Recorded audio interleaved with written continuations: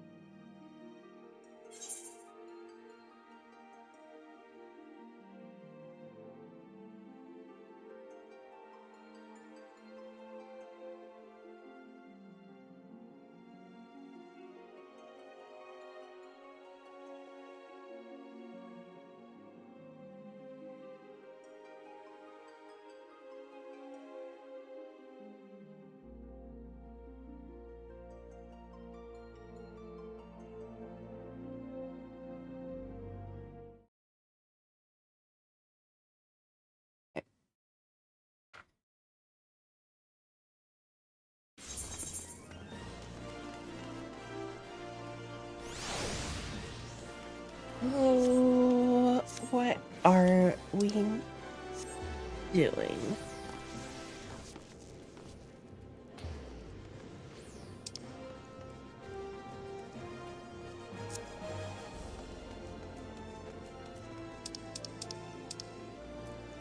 Ah, shit. Okay.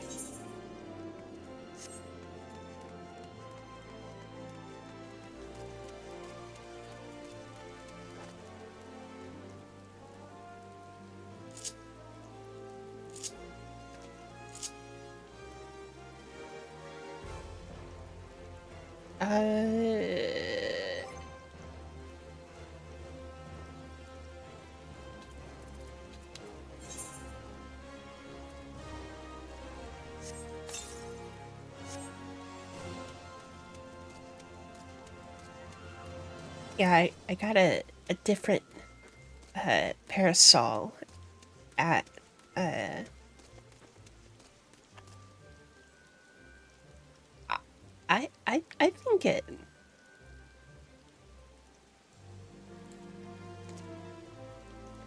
I think it suits the vibe of the fit.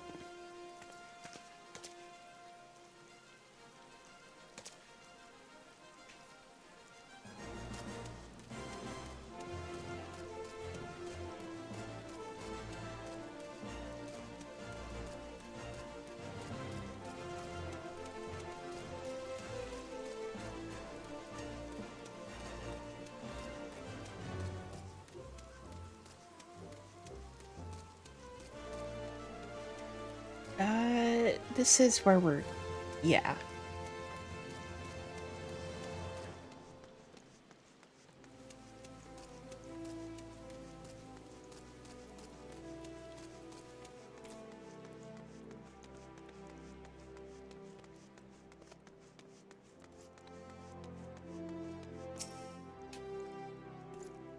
Ah, the Warrior of Light.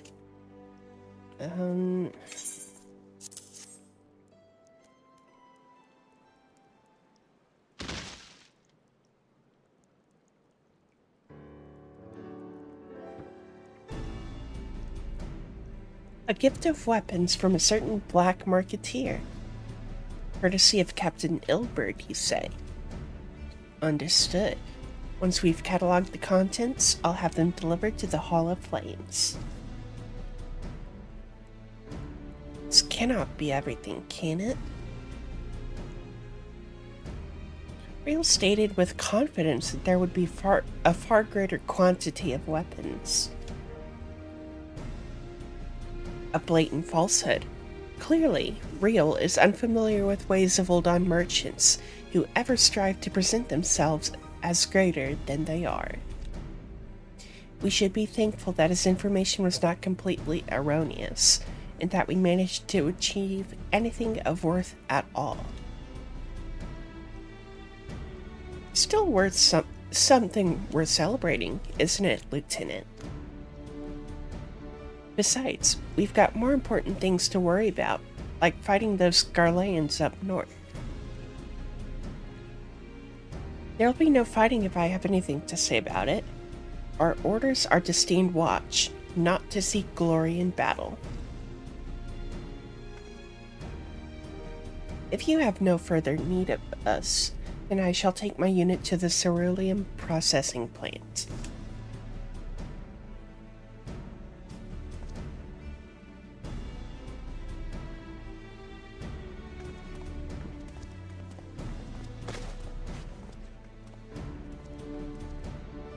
Excellent work as always, my friend. Rest assured that the immortal flames will hear of your contribution. Until we meet again.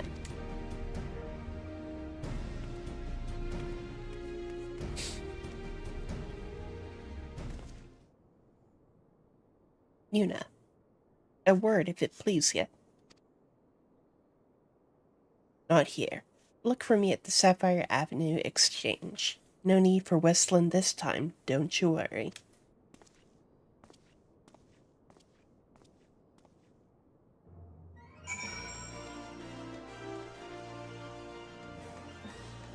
Okay.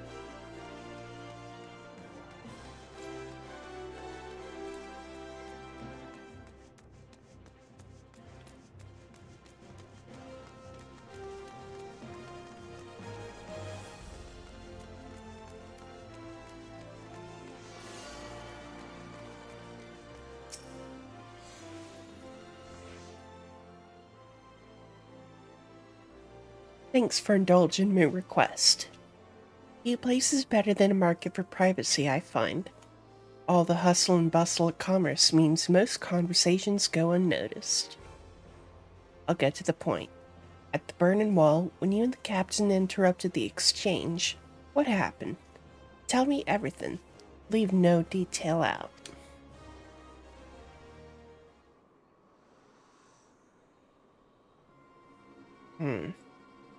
It's not quite how the first told it. These dusk whites they were chasing. Latest word is that we lost the trail. But you never saw him yourself. Not even before the fighting started, and not after. Something ain't right. I don't know what it is, but I can feel it in my bones. Not daft enough to be misled by some merchant's drunken boasts. Our information was reliable, goddammit. I know he purchased those weapons. As if I've never deciphered a moneylender's books or had to follow a transaction back to its source. Did plenty of that back when the Braves were getting started, believe me. The commander wanted assurances that we weren't taking Gil from the wrong sort of benefactors. Of course, these days, the money flows like water, and the first and thirds get the shiniest new toys.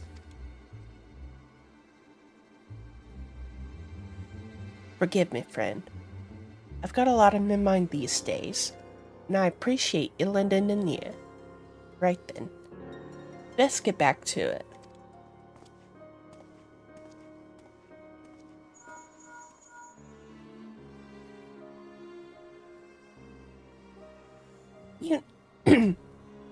Yuna, can you hear me? This is Tataru. Your presence is urgently requested at the Rising Stones.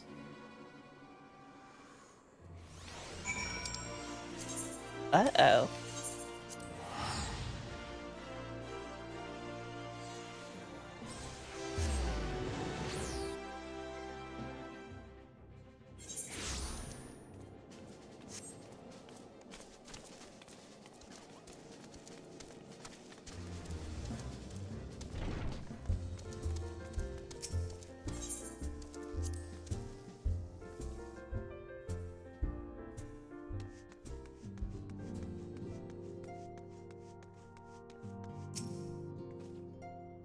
Thank you for coming so quickly, Yuna.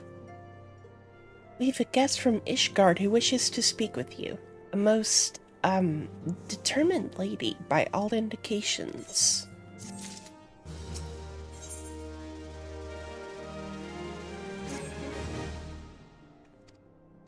Okay.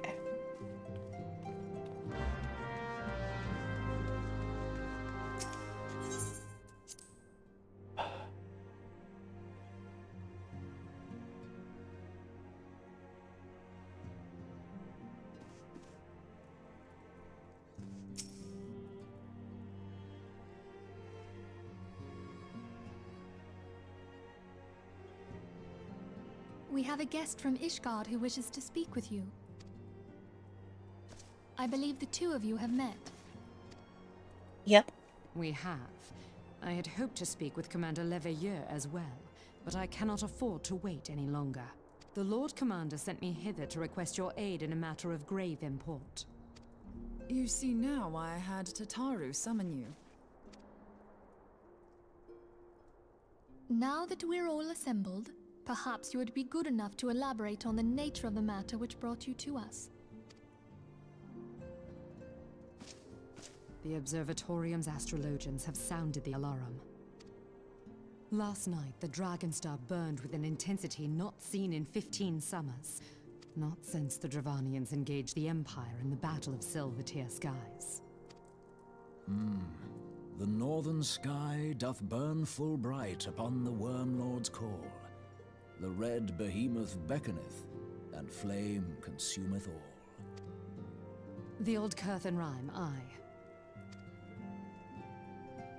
The brightening of the Dragonstar is said to accompany the roar of a great worm. The astrologians believe that it was Midgard Soma himself who cried out on this occasion. After an absence of centuries, the King of Kings did return to lead his kind against the might of Garlemald, only to fall in his duel with the Agrius, proud flagship of the Garlean fleet. Devoid of life, his corpse remaineth entwined about the Magitech monstrosity even unto this day. Ariange has the right of it. Whatever this alteration in the Dragonstar portends, the Great Worm has shown no sign of life. Tataru, have the Domans reported aught out of the ordinary?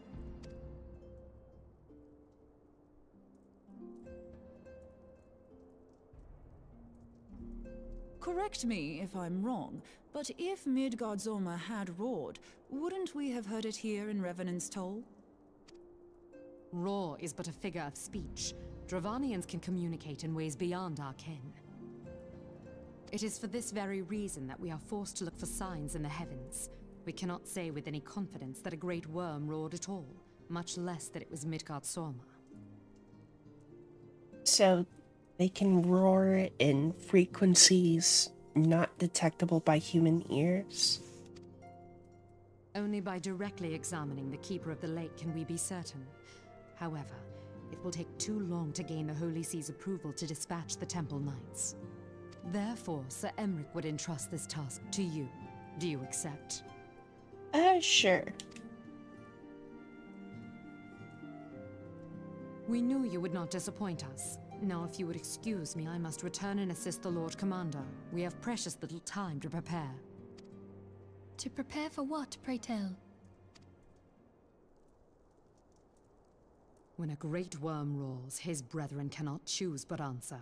We prepare for battle.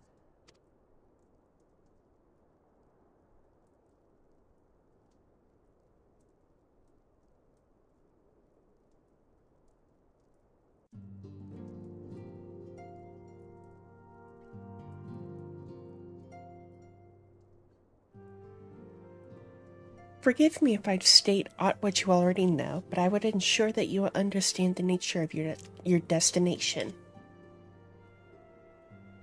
As Urianger stated, what we now call the Keeper of the Lake is the wreckage of the Agrius, former flagship of the Imperial fleet, and the corpse of the worm responsible for its destruction. 15 years ago,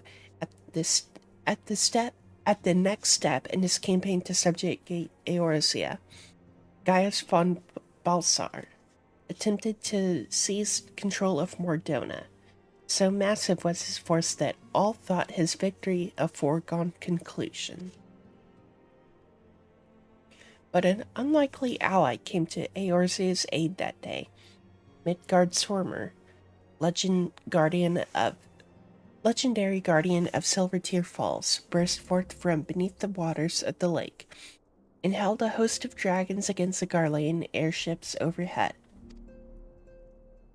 In what would later become known as the Battle of Silvertear Skies, the Great Worm fell countless airships for engaging the Agrius.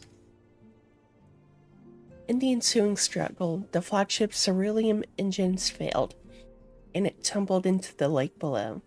Yet this victory came at a great cost, for the explosion which followed claimed the life of the great worm as well. That same explosion transformed Silvertear Falls into the desolate wasteland it is today, draining the lake of its waters and crystallizing ether for miles around. Yet a remnant of the lake remains, and at its center, a constant reminder of that fateful day long ago. In accordance with Sir Emmerich's wishes, our dome and allies have been standing watch over the keeper of the lake. It would be wise to speak with them before investigating the wreckage yourself.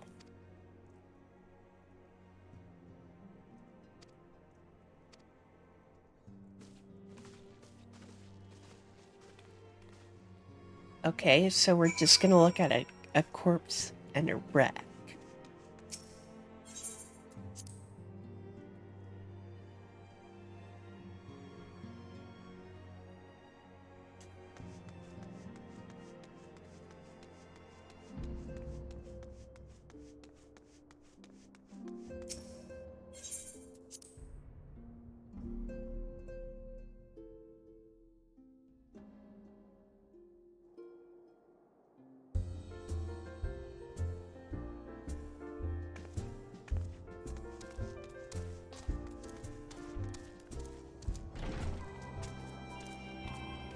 I think by the time I actually get to Ishgard,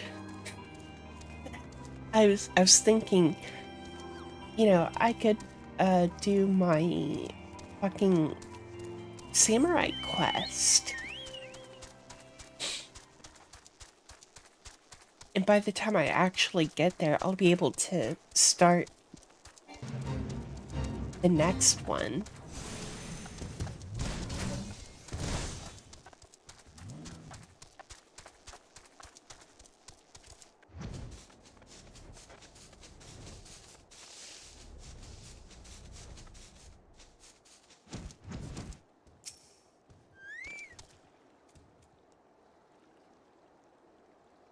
You're in luck, miss. I was about to send word to Revenant's Toll about the Garleans.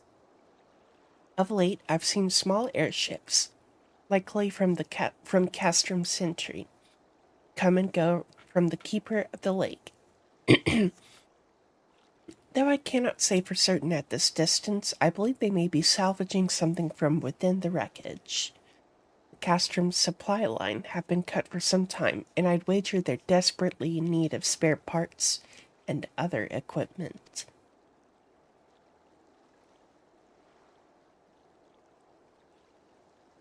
So it's true then. The Ishgardians honestly feared that the worm might rise again.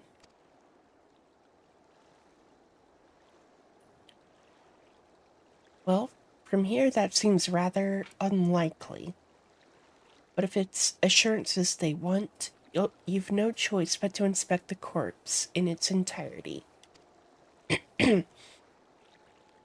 Easier said than done, given the creatures which inhabit the wreckage, and the aforementioned Garleans who won't take kindly to your presence.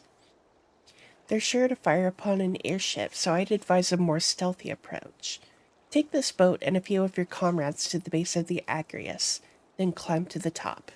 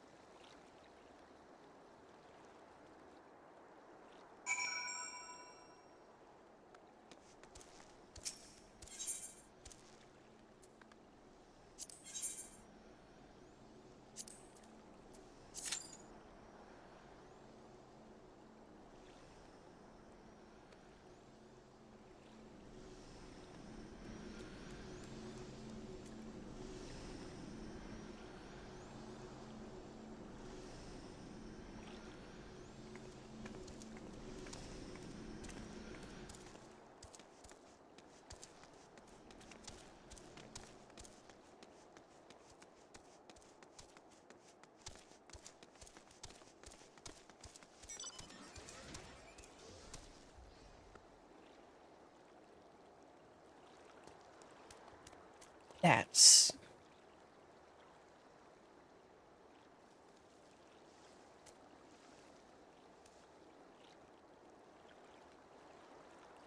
that is a gigantic fucking dragon.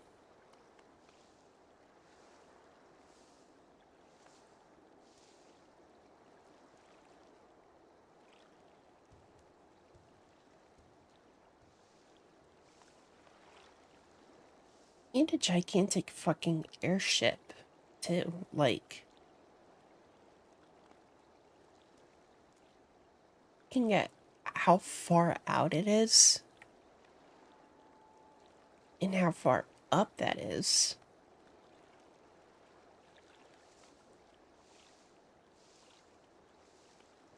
That's crazy.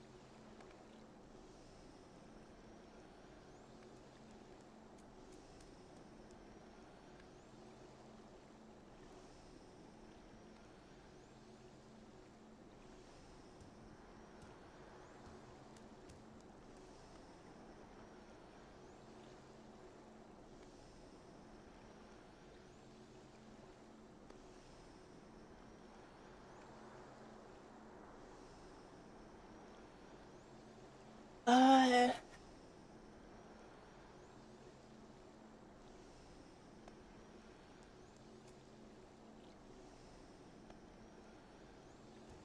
was hoping queue time would be a little bit faster.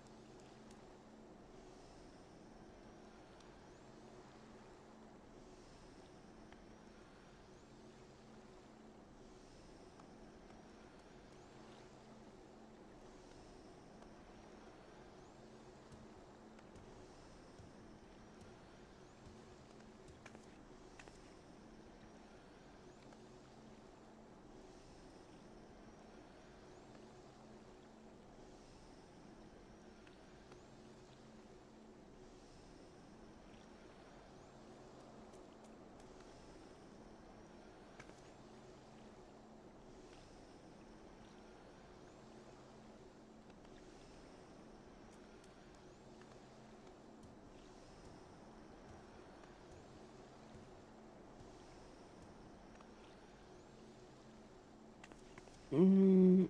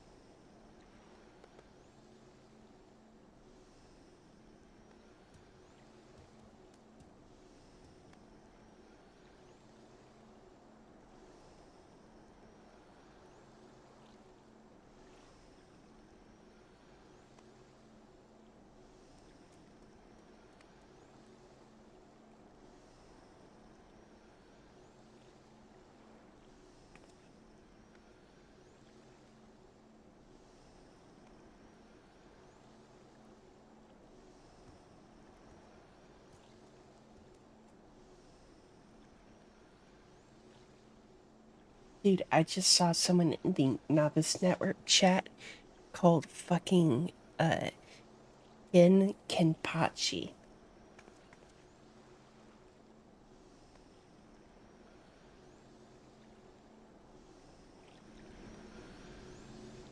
Which, uh... Oh, hi, Violet. Welcome. Just sitting here twiddling our thumbs, waiting on cue times. I might just... I might just go with the NPC party.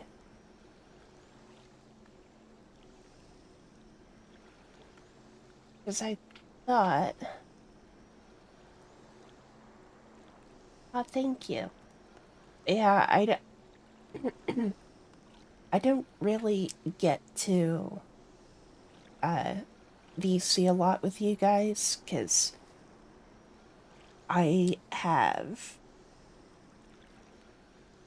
an overnight job, and that's when everyone else is doing stuff. So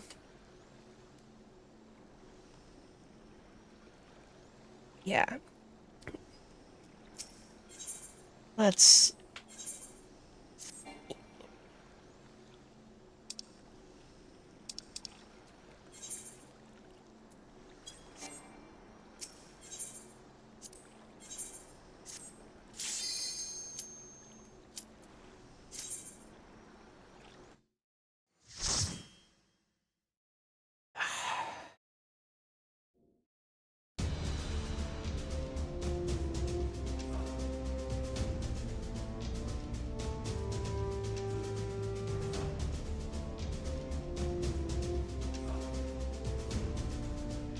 Thank you.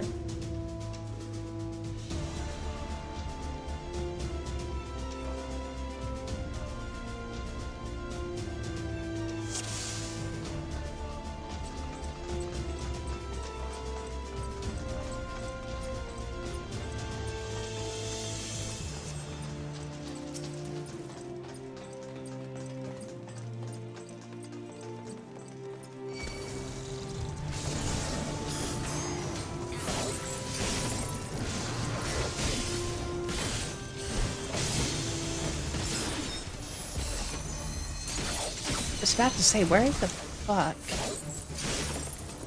are my helpers?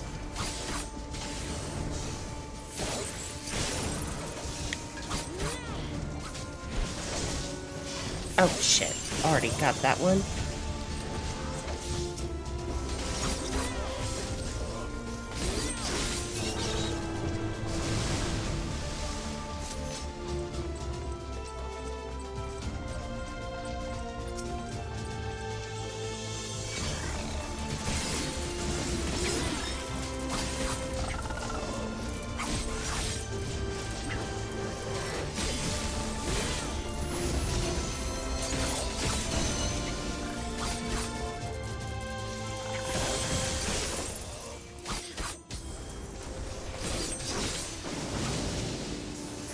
Oh shit.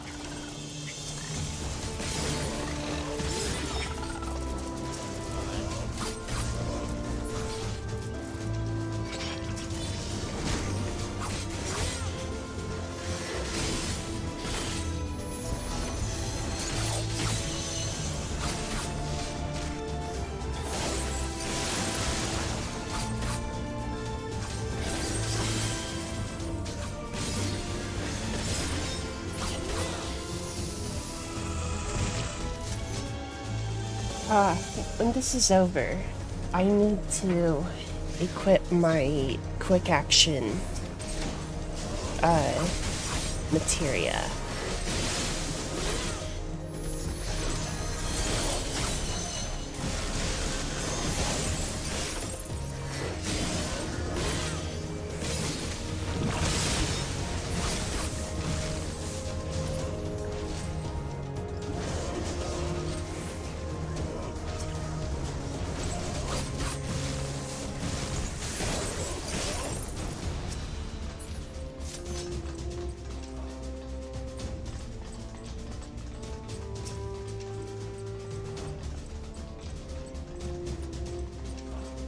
I am about to wreck this bug. Oh, whoa.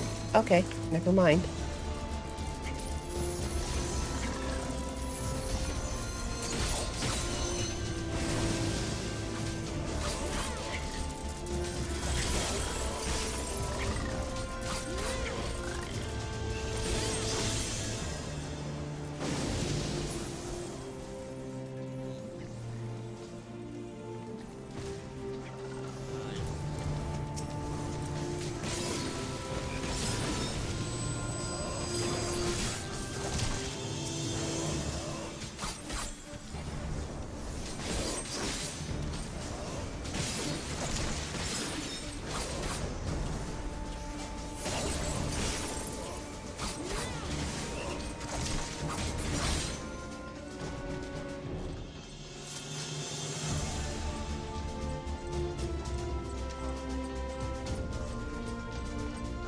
I hate it when there's like consecutive AoE attacks like in that previous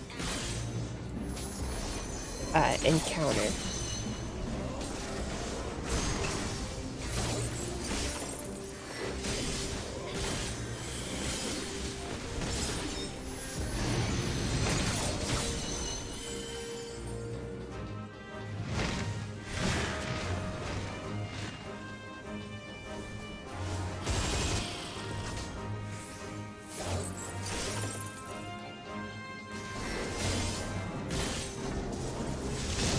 Oh.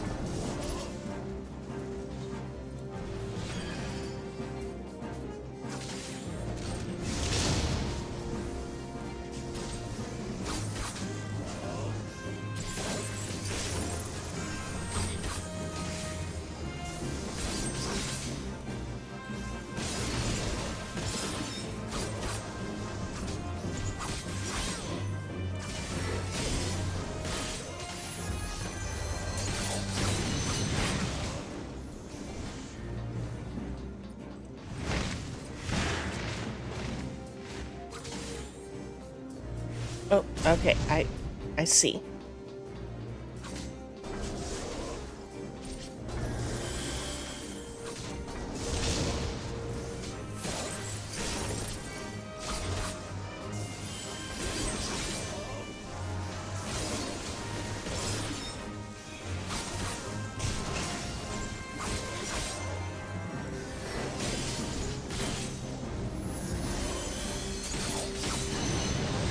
Yeah, it can be a lot at times.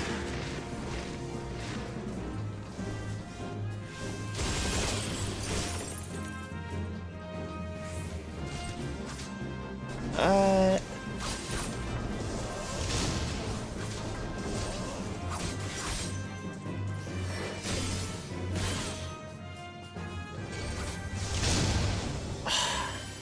I thought I could make it.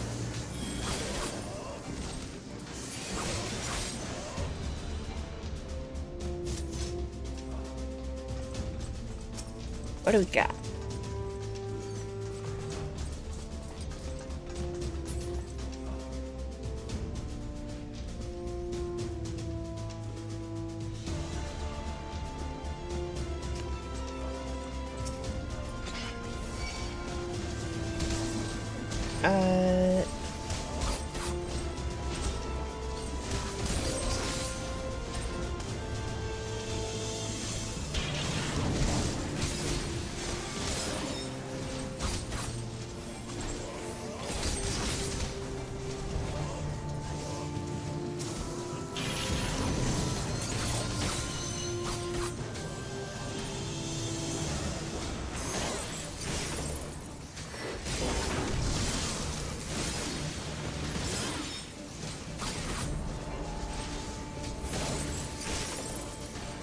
Nice.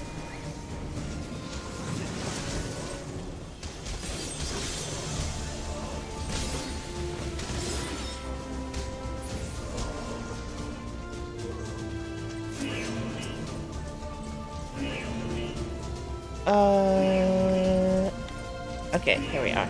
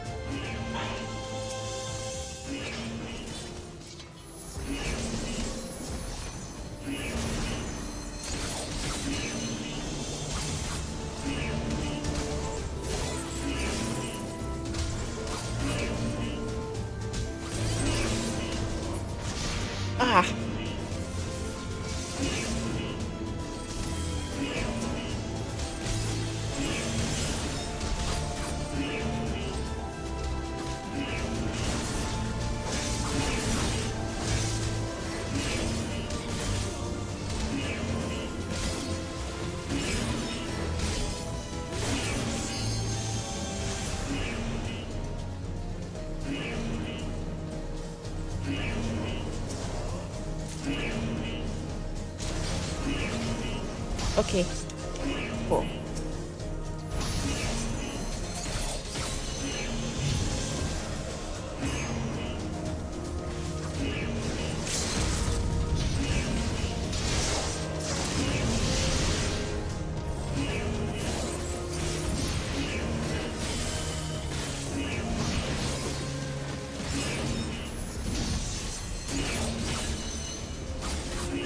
Nice. Good hit.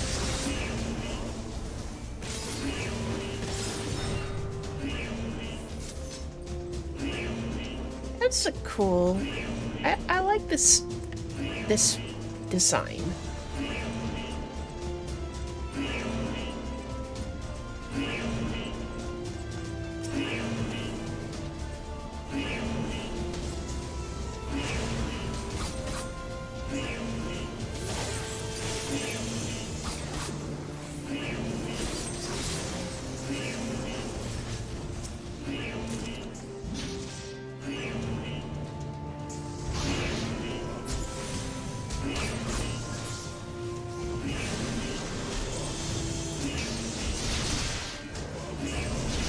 Oh, come on.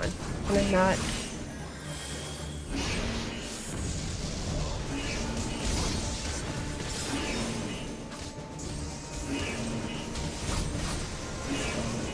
Oh.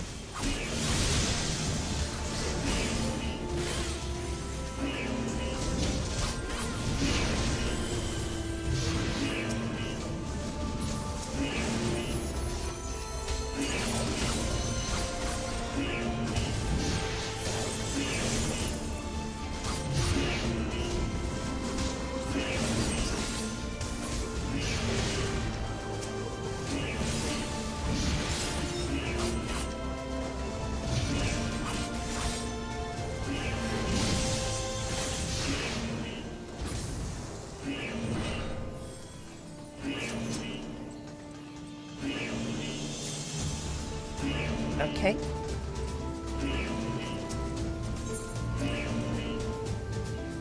Oh, shit.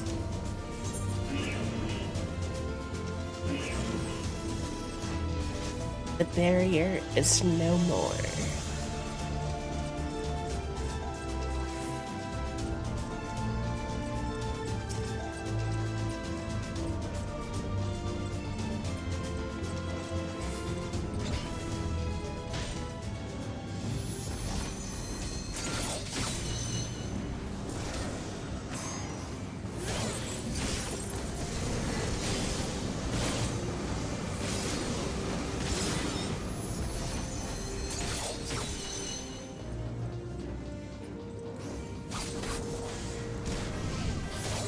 Ow. Okay. Okay, I see. I see.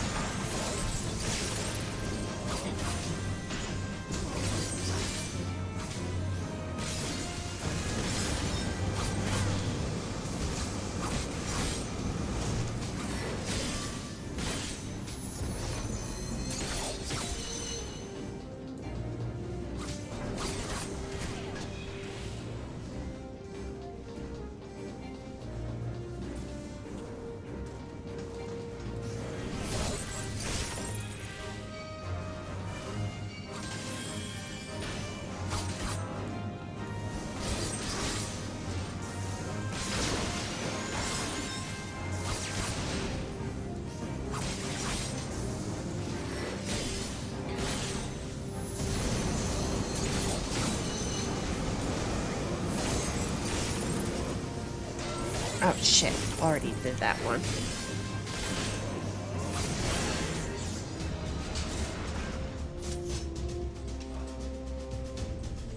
Okay, not too bad.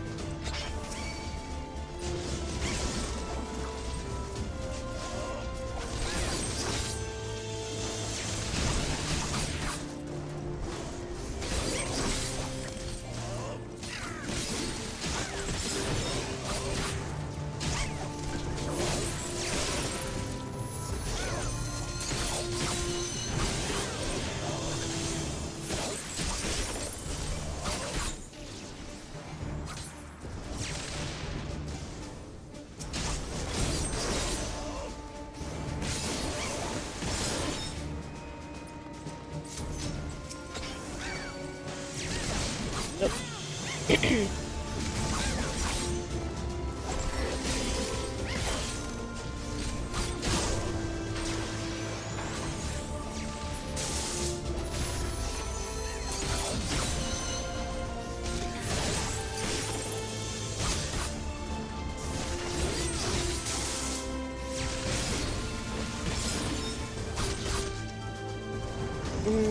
I think this one.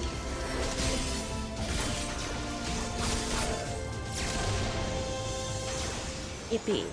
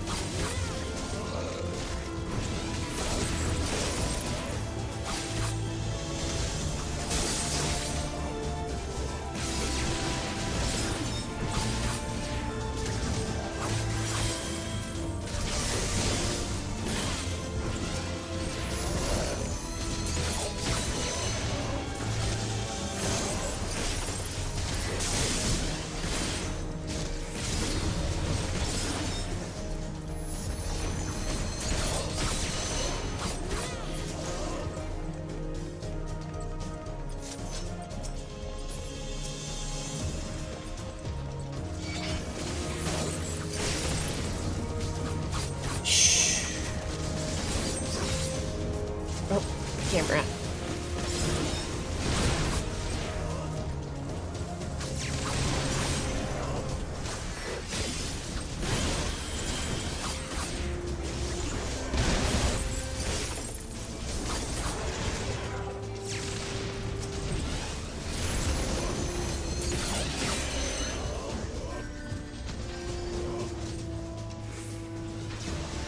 Just not a lot of great places to stand.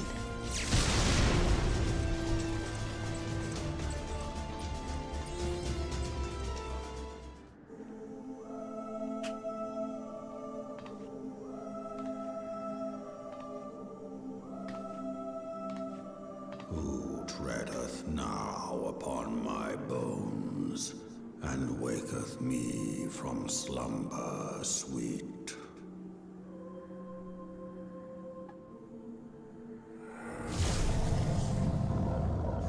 Low-key, yeah, kinda.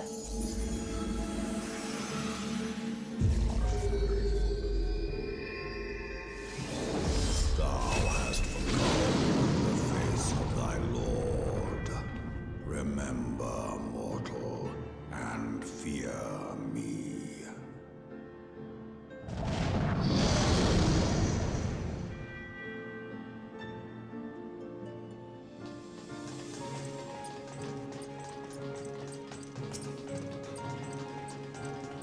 Midgard Sormer. Oh.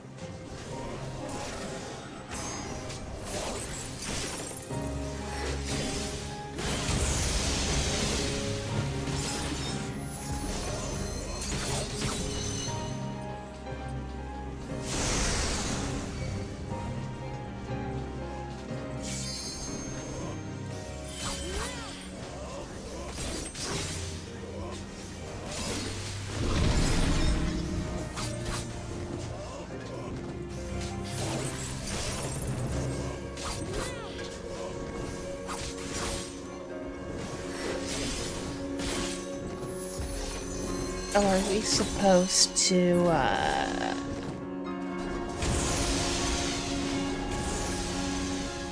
Okay, I can't target them, so...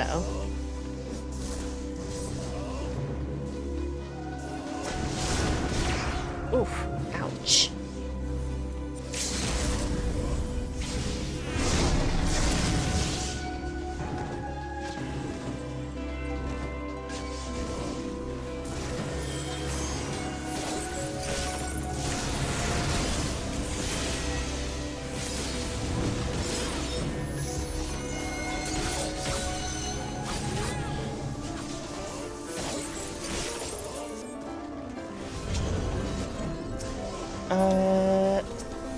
Okay.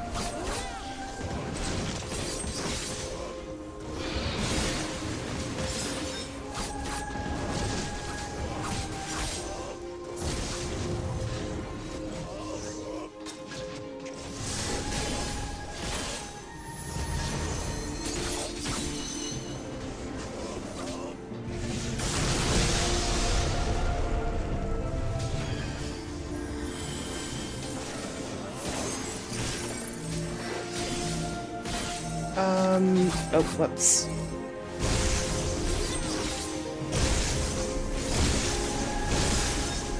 Good lord.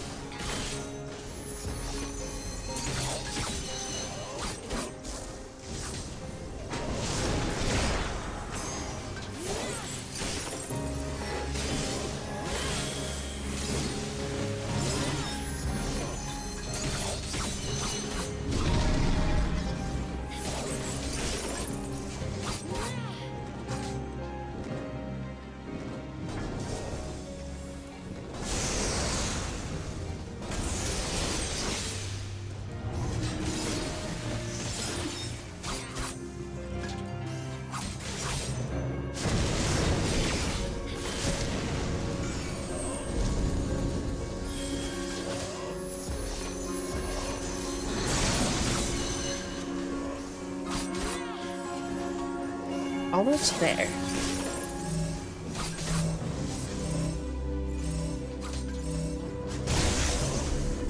Oh.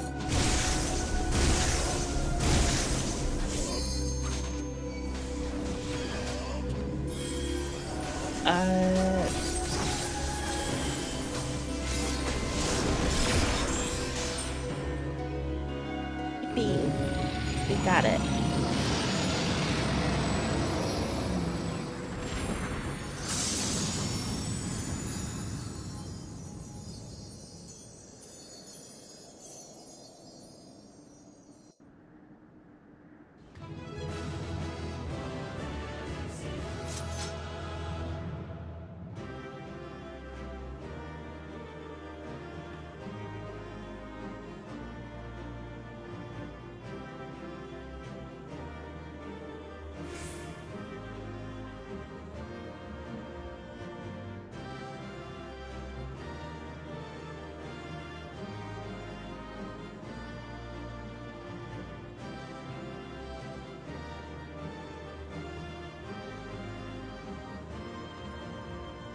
Okay.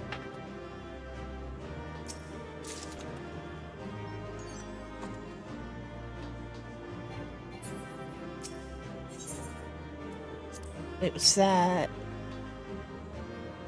Okay. It's everything.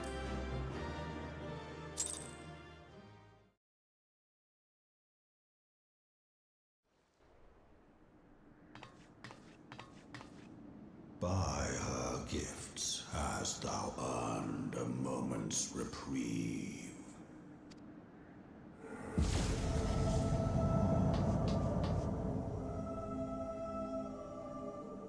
Speak, mortal, and I shall listen. Guided by a star. My people have heard the song. Ishgard shall burn. Sons must answer for their father's misdeeds. We do not forget. We do not forgive.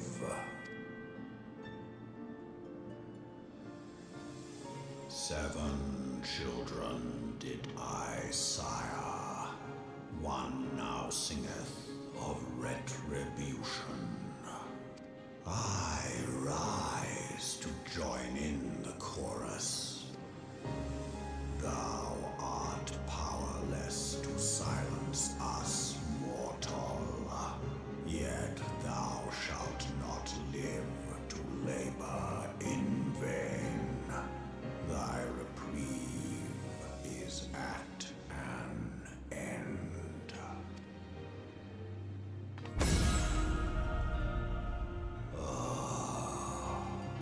Trickery is thy shield. This frail, ignoble creature is not gifted, but chosen. Hearken to me, Hydaelyn. I remember, and I consent. Fear not, mortal. I shall not harm thee.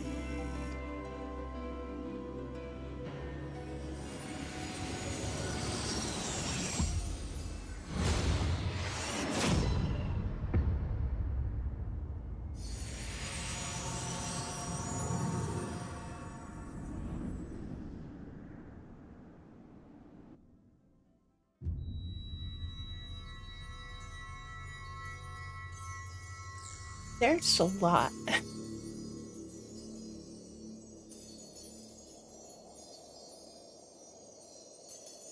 But it's really cool though.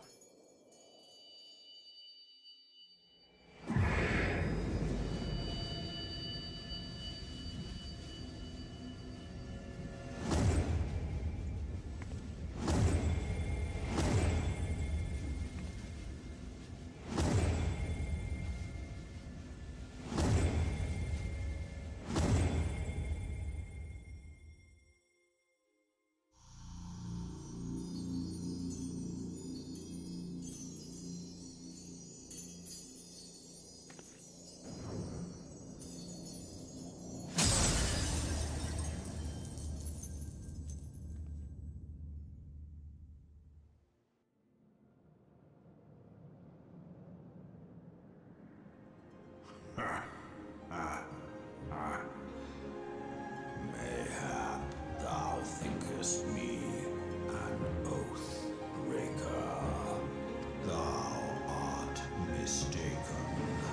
If thou comest to harm, it shall be by another's hand, not mine. I did but strip thee of thy mistress's feeble blessing. Thou didst profit much by her grace, but no more.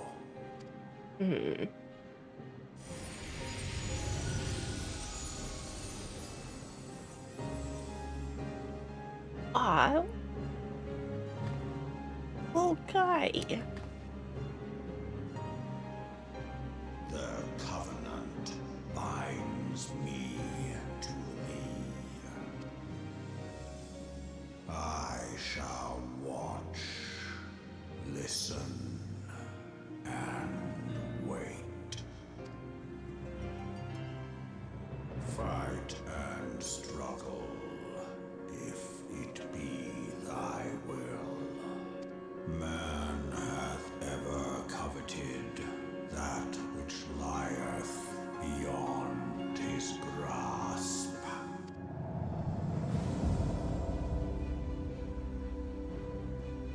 I drink of her body, and thence doth mine own find new life. When it hath grown whole, the loyal and penitent shall rejoice. The dragon song heraldeth our beginning and an end.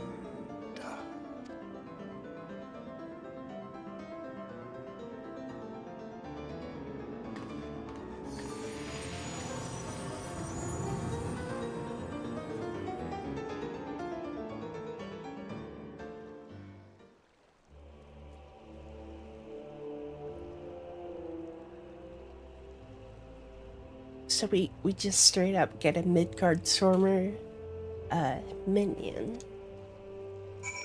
I see.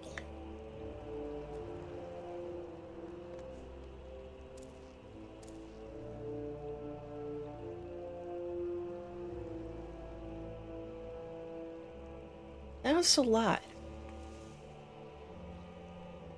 I need to use the bathroom.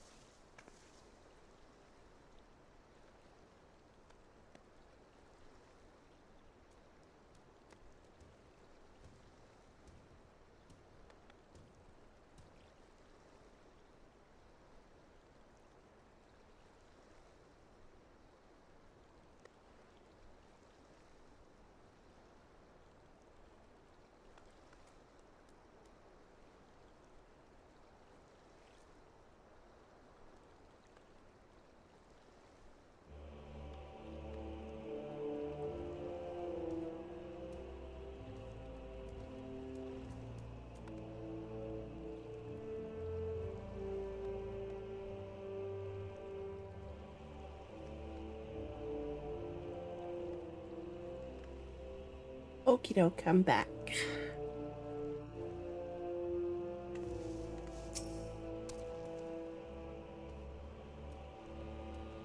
I was beginning to fear the worst, or those explosions I saw. But you shouldn't waste time talking with me. Alphino left a message stating that you were to return to the Rising Stones at once.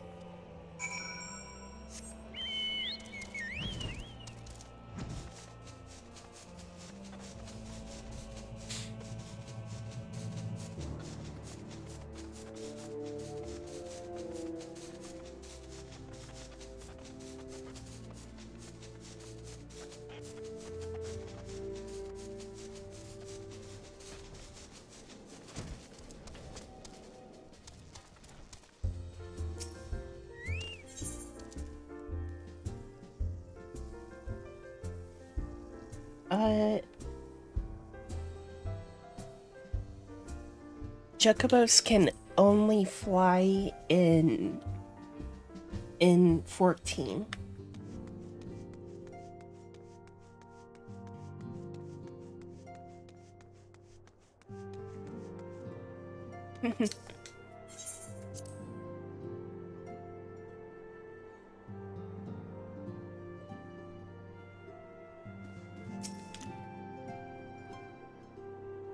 Praise at 12 that you are hale and whole. I came as soon as Menphilia informed me of Sir Emmerich's request. You've completed your investigation of the Keeper of the Lake, I take it. Then I would hear your report.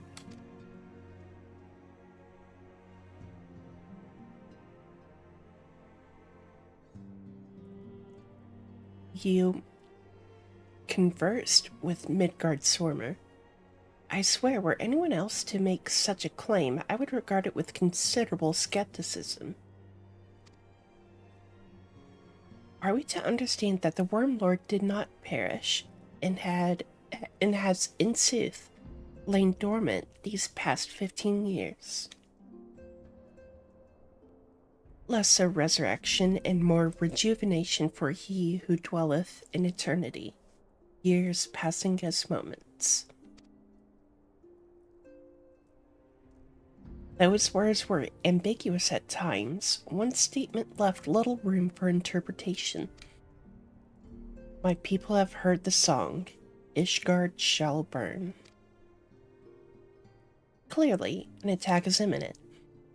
We must share this information with Sir Emmerich immediately. However, we dare not divulge your conversation with Midgard Sormer in its entirety. To even acknowledge that you heard the voice of a Dravanian is a grave but necessary risk. Lest we forget, men have been executed as heretics for declaring as much. For your own protection and for the sake of our tenuous relations with Ishgard, the truth cannot leave this room.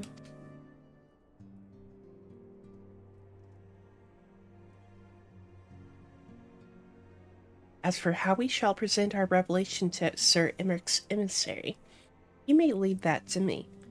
I remain here for now.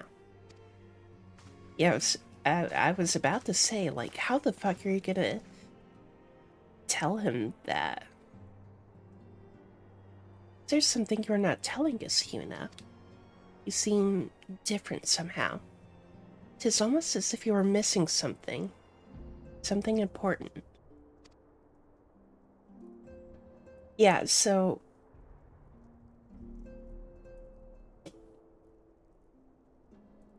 Forfind. Midgard Sormer stripped you of the blessing of light. Are you all right? How do you feel? I see. It is a relief to hear that you are otherwise unharmed. It beggars belief that any being could possess the power to deprive you of her blessing. Midgard Sormer made mention of a covenant, did he not? One of the ancient myths regarding Silvertear Falls states that when the waters came into existence, so too did the Great Worm. Ulthik and Nemia, brother Time and sister Fate, decreed that Midgard-Swarmer ever watch over the source from which all water and magic was said to have flowed. I wonder, what if this was the covenant of which he spoke, and 'twas not the gods with whom he treated, but Heidelin herself? Well, if he is watching over you as he claimed, mayhap you will have an opportunity to ask. Let us keep this matter to ourselves. I do not wish to burden our friends needlessly.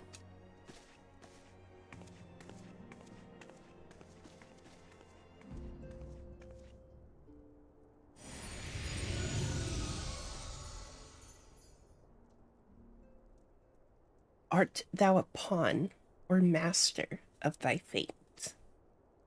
What hast thou wrought by thine own hands, mortal?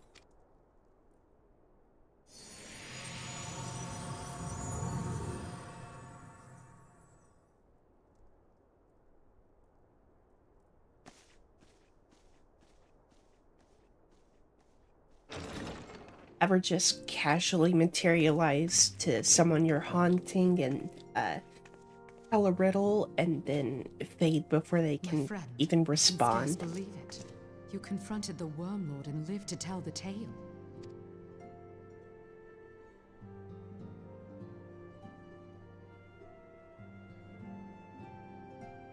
I give thanks to Helone for your preservation. It is our sole cause for gladness. Your encounter with the Keeper of the Lake served to confirm our fears. A great worm has roared, and it makes little difference if it was one of the two in Eorzea or any other. The Dravanians are coming. I am told that Ishgard has magical defenses against Dravanian attack, though I am not privy to their exact nature. Will they be enough to repel a massive force? Ishgard has weathered countless assaults over centuries. This will be no different. And now that you have confirmed the threat, none can ignore the Lord Commander's calls for the wards to be strengthened. I dare not presume to speak for him, but I expect the Lord Commander would sing your praises. I must away, but we shall meet again soon.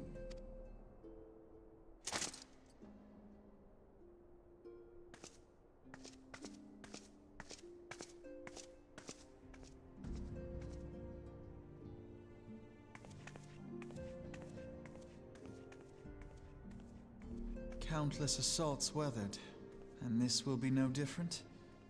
Why am I not convinced?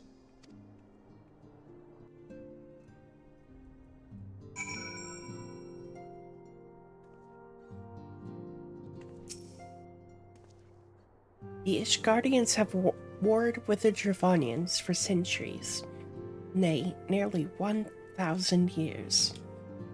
In all that time, not once have their enemies breached their defenses and entered the city proper. Yet, regardless of how strong these magical wards may be, I nevertheless fear that the Ishgardians are underestimating the gravity of the situation. Though it was not Midgard-Swarmer who roared, a call to arms by one of the first brood cannot be ignored. Until such time as they choose to request our aid, however, we can do naught but observe the situation at a distance and pray that our fears are unfounded.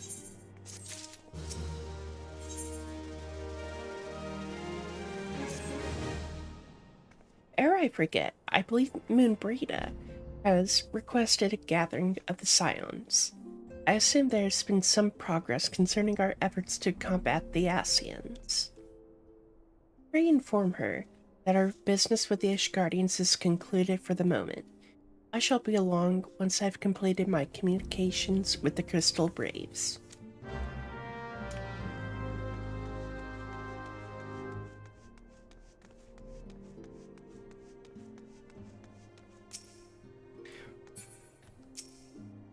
Or a boulder.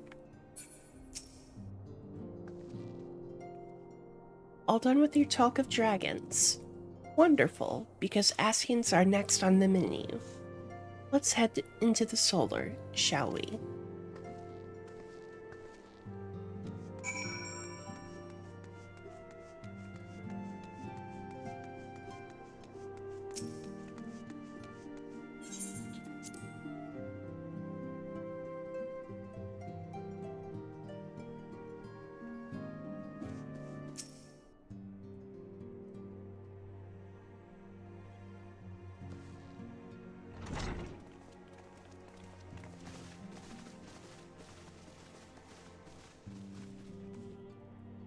Now that everything's calmed down a bit, relatively speaking I mean, I thought it might be a good time to share our progress on the weapon. I believe we're on the verge of a breakthrough. Well, don't keep us all in suspense.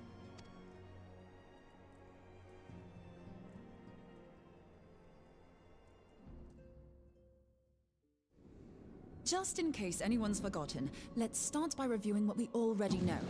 So, an Ascian is an immortal because its soul doesn't return to the ethereal realm when its host is defeated. Instead, it flees to the place that lies between our world and the void. Therefore, the first step to permanently defeating an Ascian is preventing its soul from making this journey. And if you recall, when we last gathered here, I had verified that white auracite has adequate capacity to entrap the beings, albeit only briefly. Which left the small matter of their extermination. Aye.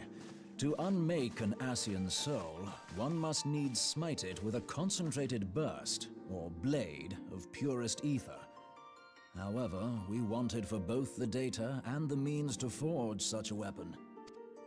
Short of experimenting on an actual Ascian, you see, there's no way to gauge how much ether its soul is made of. As such, we don't know what etheric density our blade needs to have in order for it to work. So we'll just have to make the densest blade we can and hope for the best. Though that would require a lot of ether. Hang on a minute! Why didn't we think of this before? White auracite can hold an absolute heap of ether, can't it? Please tell me you're joking. God's sakes, Ida. I feel as though I'm reliving the same scene over and over with you. How many times do you need to be told that white auracite cannot store ether for long periods? Being intangible matter, ether is given to dispersion. Only in its crystallized form is it a stable source of energy. I will test you later on this, so see to it you do not forget. Right, yes. It's all coming back to me. So our hopes rest on good old crystals again, do they? While they are certainly reliable, they leave something to be desired in the area of portability. Indeed. I am reminded of the quantity of corrupted crystals required to thwart Leviathan, and the extraordinary lengths to which the Lamentsons went to transport them. What if it should prove that a similar quantity was needed to destroy an Ascian's soul? Or still more? I do not envy the poor sawdust to lug all of that around, on the off chance that an Ascian appears. That's the very problem we set out to solve. And I reckon we've found the answer. If it isn't practical to lug around the ether we need, we'll just have to draw upon another source. And the only viable source is the land. If you mean to tap the Great River of Ether, know that it will entail considerable risk. Meddling with the currents may well induce a surge like to the one which despoiled Mordona. Give me a bit more credit, will you? Why would we need to tap the river when there are veritable reservoirs jutting out all over the land? Aye, I speak of corrupted crystals. It might be that their aspect is out of balance, but a crystal's a crystal. It contains ether, and we can help ourselves to it. While corrupted crystals are indeed abundant, there is no guarantee that they will be in close proximity at a crucial moment. But what if we don't need them to be? What if we could tap their power from afar? A malm away, say? If we could do that, we'd have ready access to ether aplenty in almost every corner of Eorzea.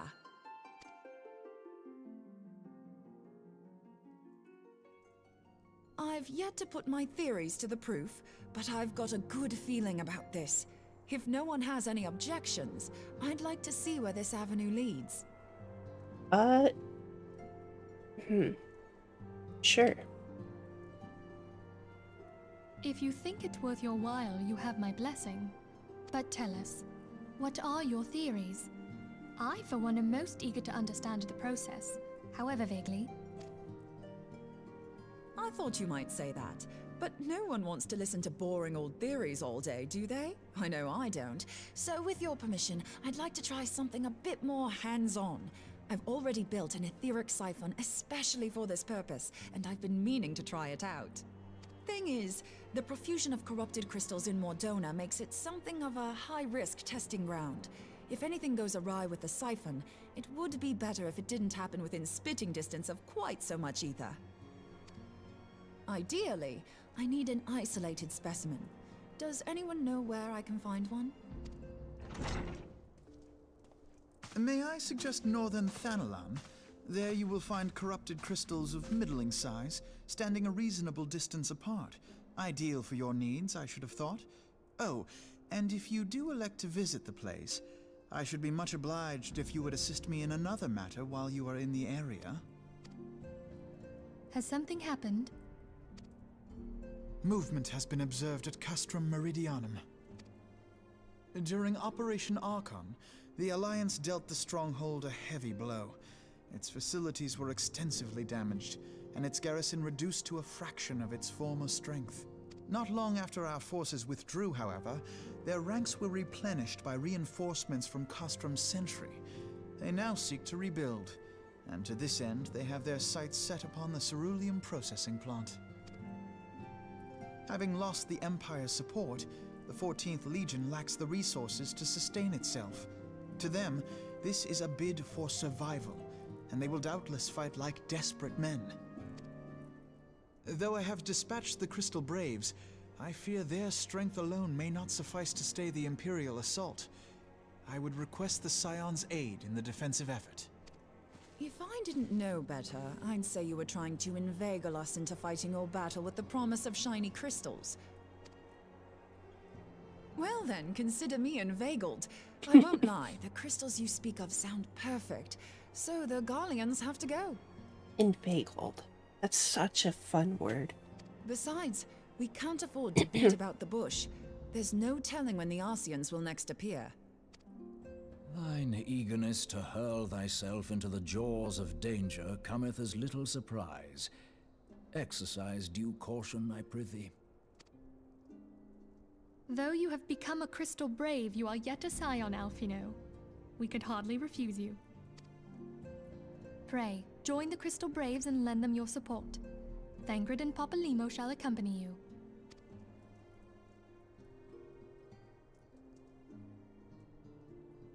Ida and Y'shtola, in the meantime I would have you assist Moonbreeder. Scout out the crystal clusters, that the testing may commence as soon as the Garlean threat has been eliminated. If it please you, I shall continue mine own experiments on white orosite. Thank you, Urianger. Everyone, pray see to your preparations and depart as soon as you are able. Go well, and be safe.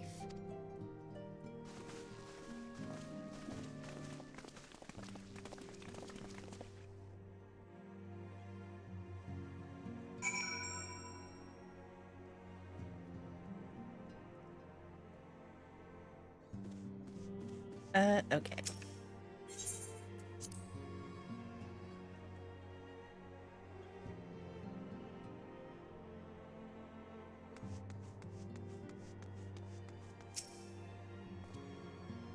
It would seem that events have once more conspired to rob us of rest and recuperation. Though I would wish it otherwise, I must ask that you head straight away to the processing plant. The 4th have already deployed to the area and await the arrival of the Scions. Wilrid will brief you on the developing situation. Meanwhile, I must rendezvous with Captain Ilbert at our headquarters in Ul'dah. I shall take command of our forces there with a lighter heart, knowing that you go to support the front lines.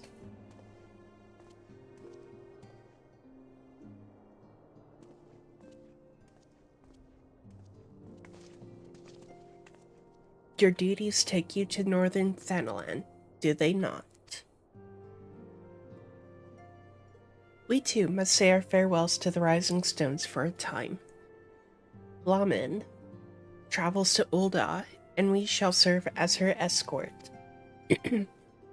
At my daughter's behest, I go to contact certain old acquaintances in the Gilded City. We are beset on all sides by civil unrest and imperial machinations, threatened by primals and troubled by dragons, we need all the allies we can muster. Many of my friends hold positions of power, you see, and it is my hope that they can be convinced to aid the Scion's cause. If past events have taught us anything, then we know that Eorzea must present a united front or we shall fall. How extraordinary that my little Acilia is involved in such far-reaching affairs. I am proud that I might now stand at her side, not only as a mother, but also as a colleague. A colleague with influential connections. But I fear that Old Daw has become a place of danger, even for one so familiar with her streets. Bah!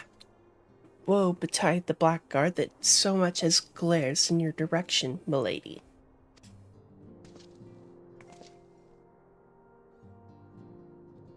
Yeah, no.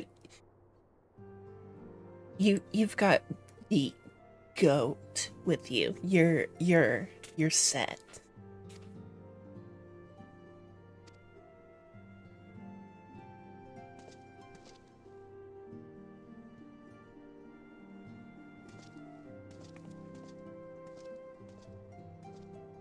I know I mentioned it last time, but Hoary Boulder's armor looks so much like Space Marine armor.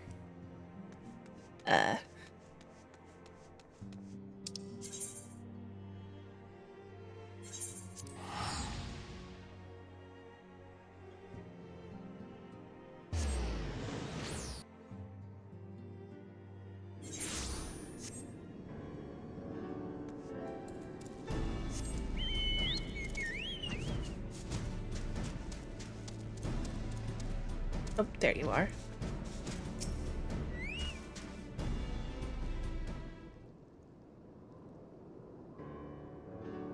Commander Levier sent word that you'd be coming. A veteran of your talents is most welcome.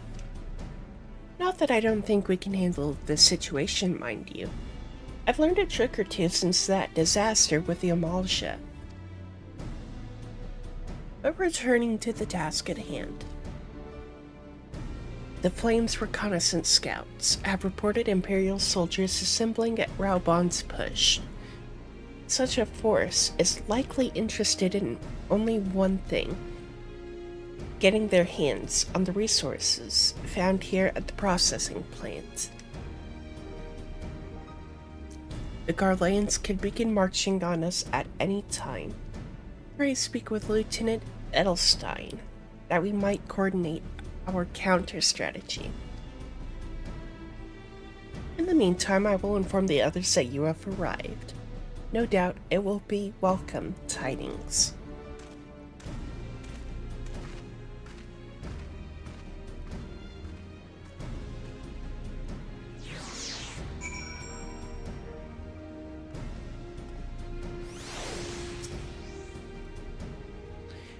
Private Sokolov, my orders yet tell tales of your deeds during Operation Archon. You know, I think it's hilarious that I've never done anything with my status as a flame soldier, that I'm still technically a private rank, but everyone still is like, I'm such a legend, but I'm still a fucking private. Like, I think I'll keep it this way. I think it's hilarious.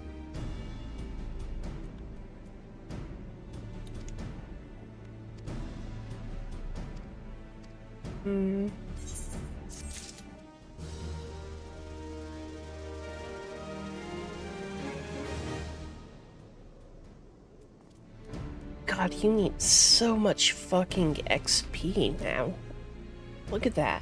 Fucking 596,000 out of 927,000. We've been keeping a close eye on that Garlean garrison, and 'twould seem the Imperials have finally begun to mobilize. According to the reconnaissance report that just came in, the squad seen leaving the castrum are too few in number to effectively take and hold our position. They will likely mount a swift assault and focus on the acquisition of resources. I have, of course, also shared this report with the Crystal Braves. They've decided to take to the field to meet this assault head-on. I have apprised your fellow scions of the situation, and I'm heartened to know that they will be joining the effort. Pray report to Lieutenant Alion, and lend your much welcome strength to the counteroffensive. Oh. Never mind.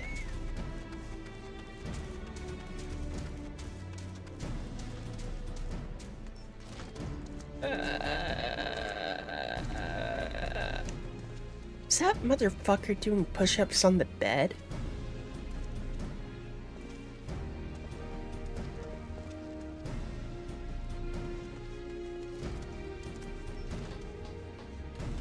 There you are.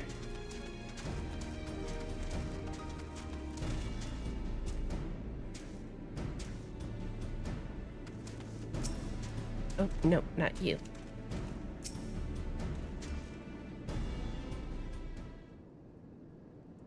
Glad to have you with us, Yuna. As I'm sure Lieutenant Edelstein has explained, the Garleans have deployed a small force from Castrum Meridianum. Their main column assembles to the north, near Dalaman's Talons. But we've also spied several squads attempting to conceal themselves on the approach to the west.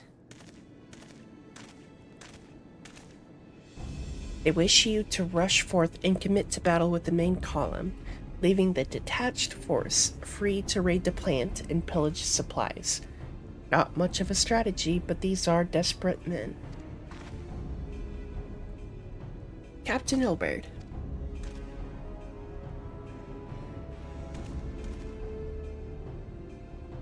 Greetings, Scion.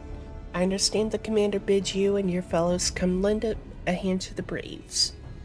With such mighty heroes at its disposal, the Fourth should have little trouble contending with aught the Garleans might throw at them. But even you cannot be everywhere at once. Third was getting restless, holed up in Ul'dah, so I marched them out here to fill any holes in the plant's defenses and add their numbers to your counterattack. The reinforcements are welcome. We have enough soldiers now to divide our own forces and safely engage the enemy far beyond the walls. Aye, 'twould be best to avoid staging a battle anywhere near this much cerulean. Let's take this fight to the Garleans. A wise course indeed. I shudder to think of the consequences should any of these storage tanks be exposed to fire. There are no objections. The Scions shall join the Fourth and give battle to this main column. You're with the Third then, Warrior of Light. Your job will be to intercept these squads hiding out in the west and prevent them from reaching the processing plant. Okay.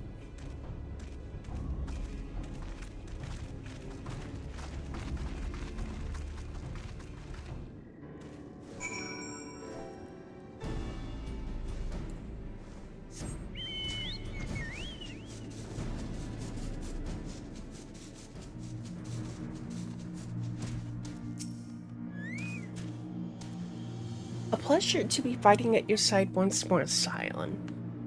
Our operations invariably succeed when you're around, and victories are wont to pave the road to greater coin. Now, this detached force we've been sent to eliminate has split into smaller squads, the better to conceal themselves within the terrain hereabouts, I imagine. We'll need to split ourselves up as well to cover more ground, and make sure we root out all these would-be raiders. And seeing as you're an army unto yourself, I've assigned you your own areas to scour clean of enemy soldiers. Okie dokie.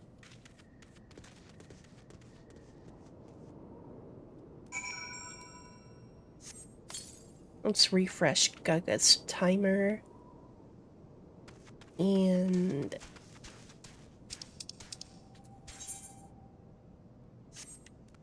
I see there. Okay.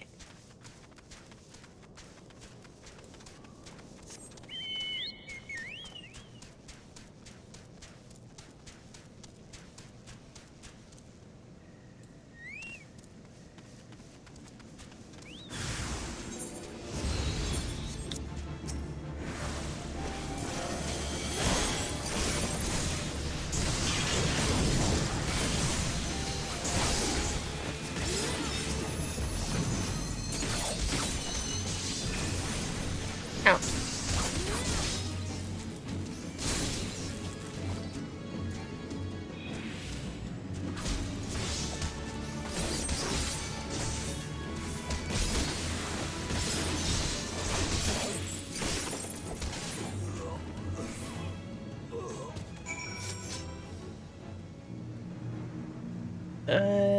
Okay. This way.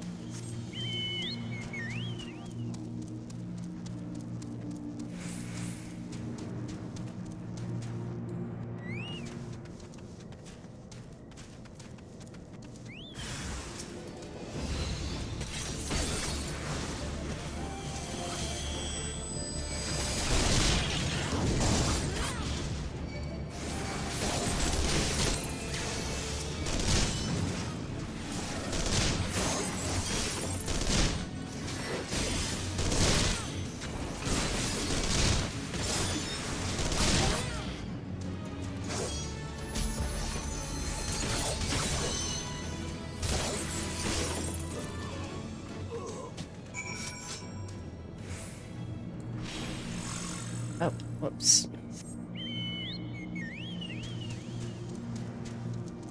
Oh, that's it?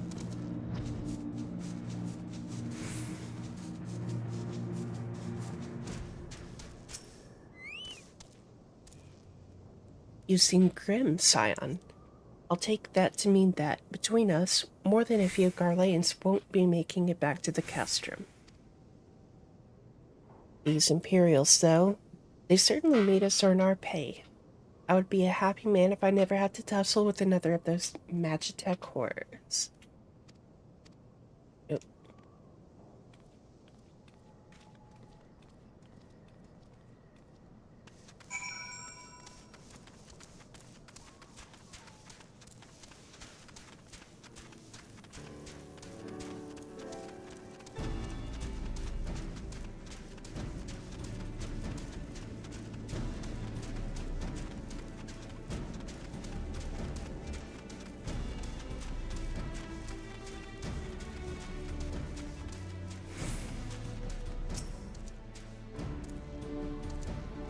Private Sokolov, what news of the Garleans? Their raiding parties are no more then. Excellent. The Amagina engineers will be most relieved to hear that the plant is no longer in any immediate danger.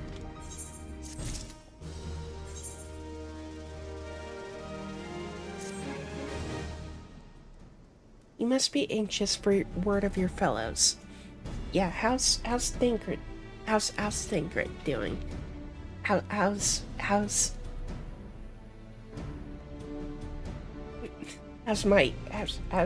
my boyfriend doing? How's he doing?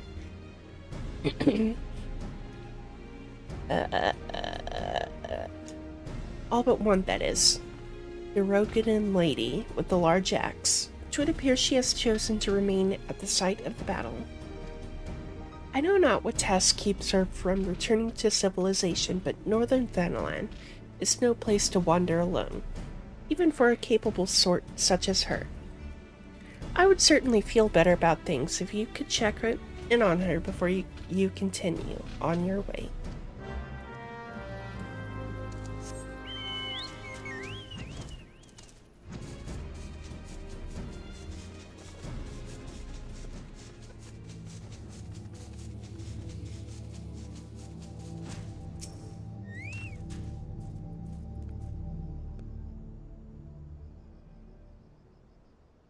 on. I won't be a second. The beast seemed peckish, so I gave it a taste of my axe. I know. As Urianger never tires of reminding me, an axe ill becometh the hand of a scholar. What can I say? I like axes.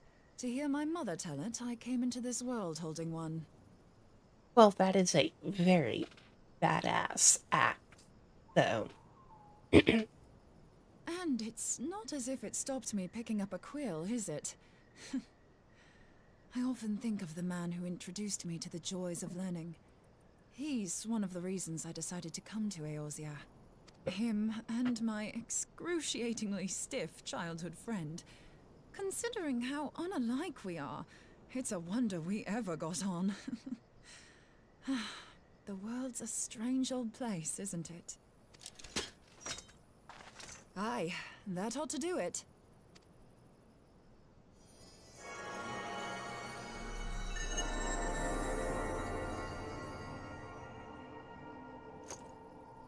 So far, so good. At these concentrations, it shouldn't matter too much if something goes awry. Just enough ether to make it interesting. Did you see that? The way the crystal glowed? Yeah, I saw it. The siphon works, I'm happy to say. With a few refinements, it should satisfy our appetite for ether, which just leaves the small matter of forging our blade. I'm not sure how to go about it just yet, but I swear to find a way. I'll put a blade in your hands if it's the last thing I do. She senses me. A useful talent.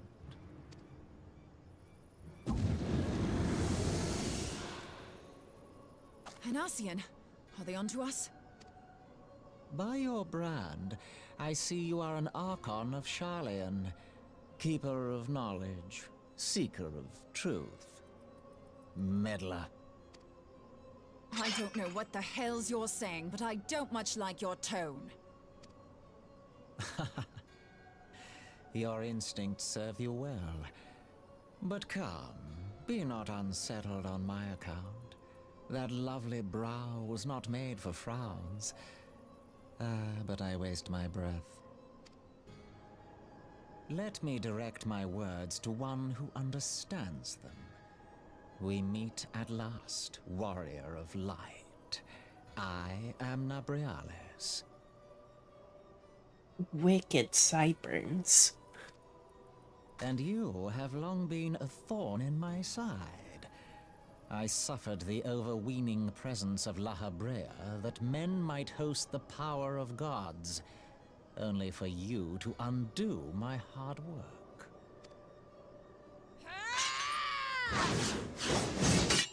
Oh, bugger. Do settle down. You must concede that I acted in self-defense. But what's this? I do not sense the blessing of light.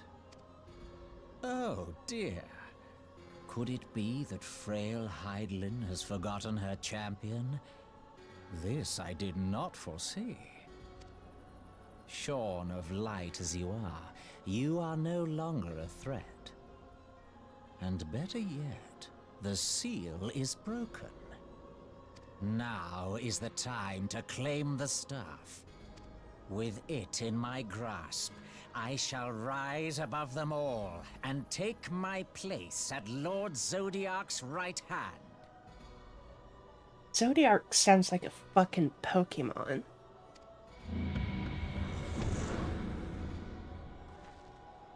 What did that bastard want with us? Nabriales, he calls himself. With charm like that, I'll bet he has maidens falling at his feet. Unconscious. But this staff, you say just talking about it had the bastard grinning like a brat on his name day. Must be quite a staff. Oh, gods.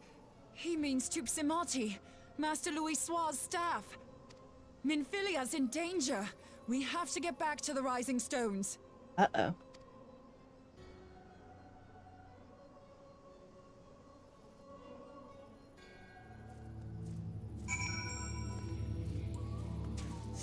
Oh, wait, actually. Yeah. Let's teleport.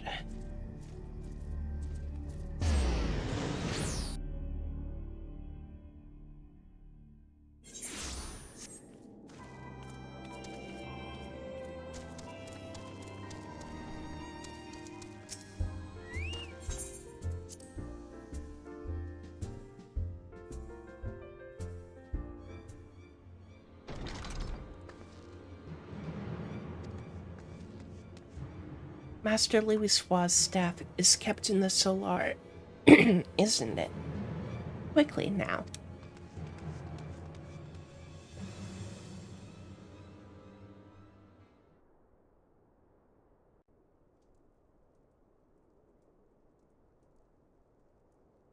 Uh-oh. You two!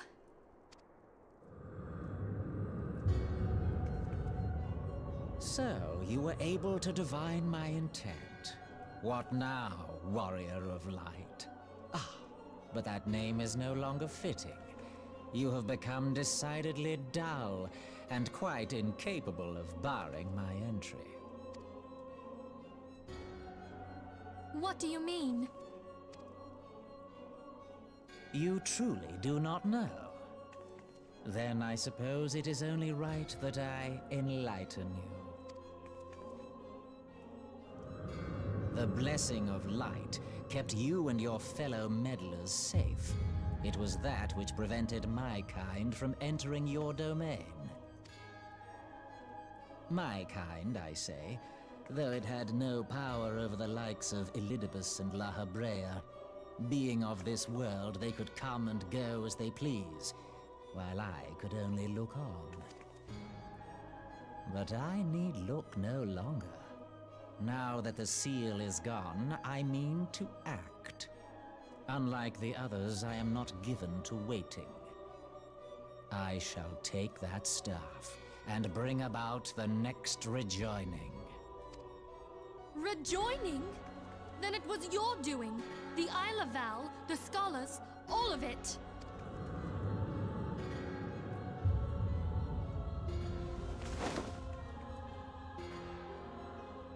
You will not harm her!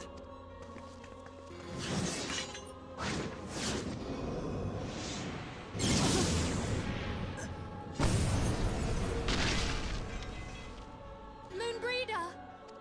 Why must you insist on forcing my hand? Did you learn nothing from our last meeting? Ah, but I forget. My words fall upon deaf ears. The staff is but a broken relic, a memorial to the departed. What possible use could you have for it?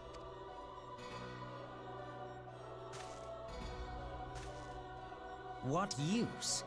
You mean to say that all this time you kept the key, never knowing what it was you possessed? The staff Tupsimati, or rather the stone tablet it bears, is host to a great power. Together with the horn, it can be used to draw vast quantities of ether from its bearer's surroundings. How else do you think Louis Soir was able to invoke the power of the 12 without making them an offering of crystals? Summoning requires not only prayer, but a profusion of ether. Even a child knows that.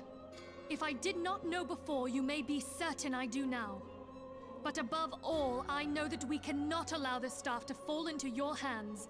I will die before I let you take it. Insufferable woman. I would happily end your miserable life here and now. Alas, Elidibus would never let me hear the end of it. Very well. If you will not part with the staff, I will take you too.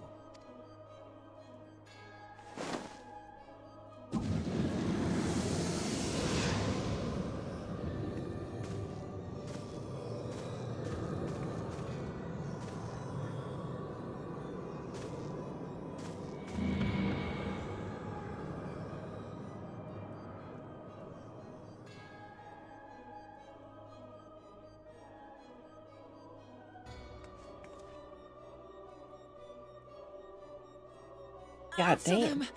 Quickly! Before the rift closes.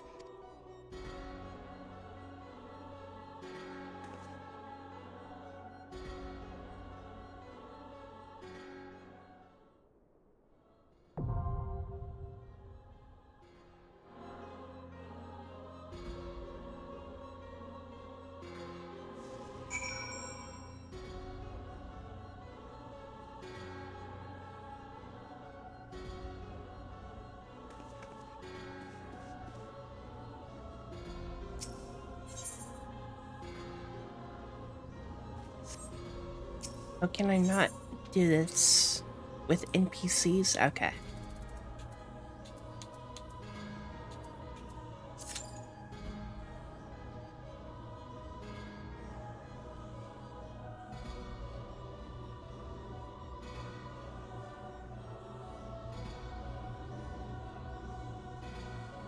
Yeah,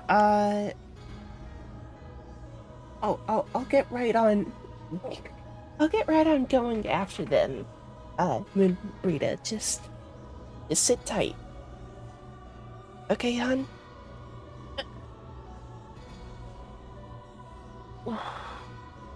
Good stretch. Oh my god.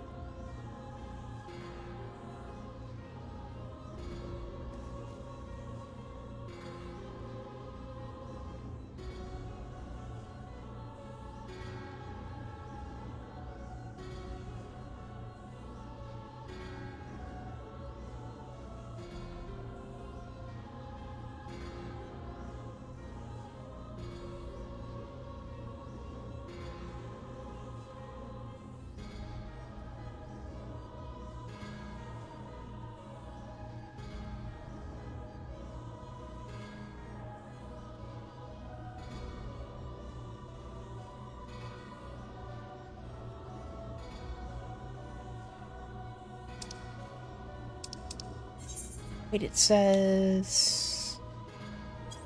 Hold on.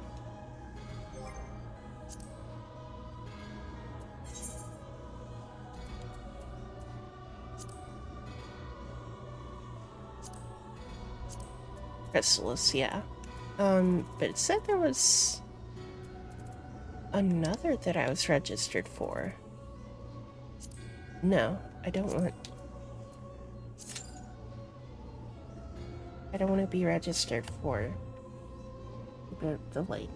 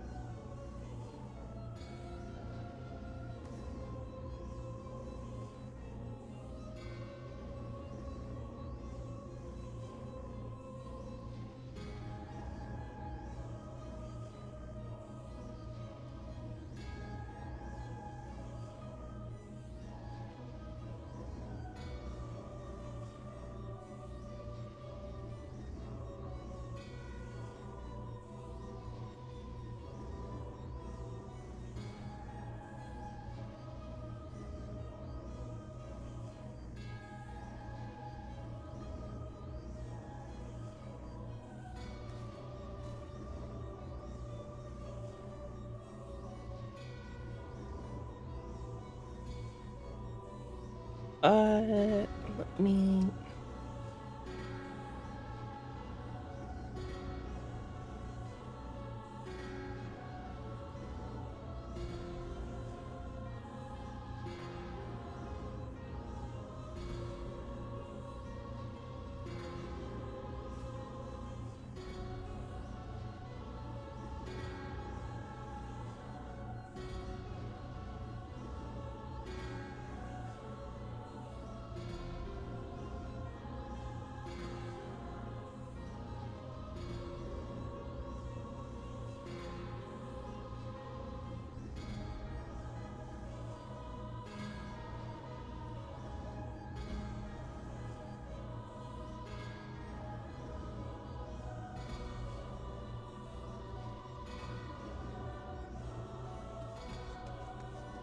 While we're waiting, can I... Let me take a seat.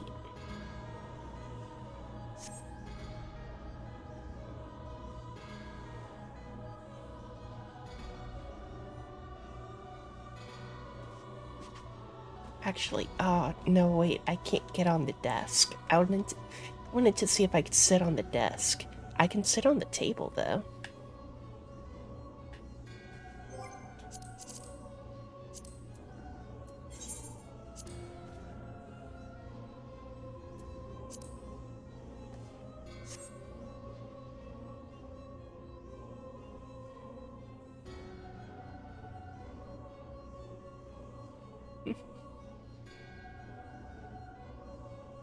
Alright, have fun.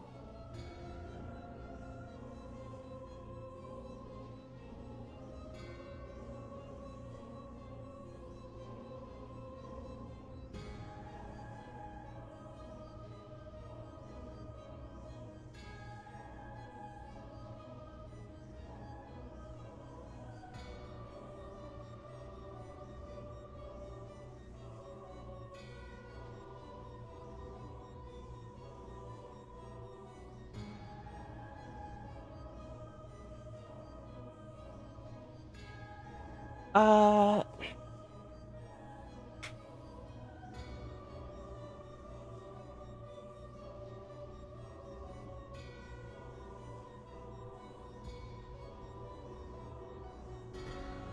Okay. I requested some assistance to speed up queue times, but no assistance is available.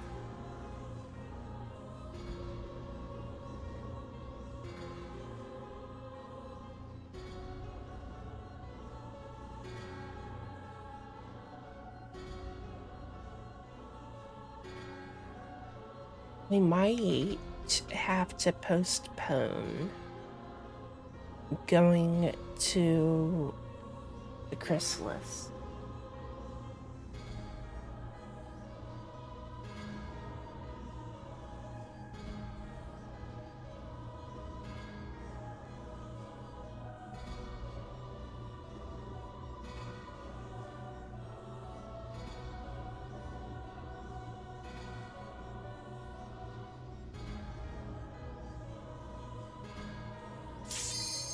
Oh, never mind. Here we go. Maybe.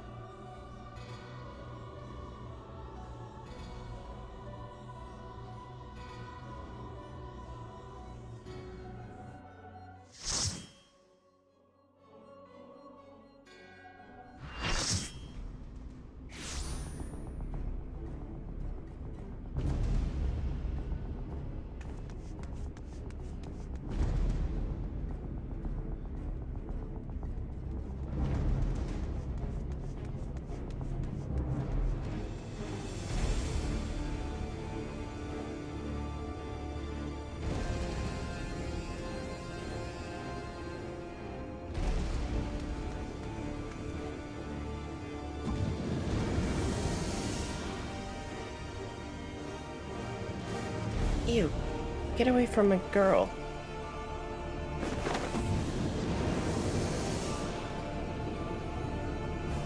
Freak.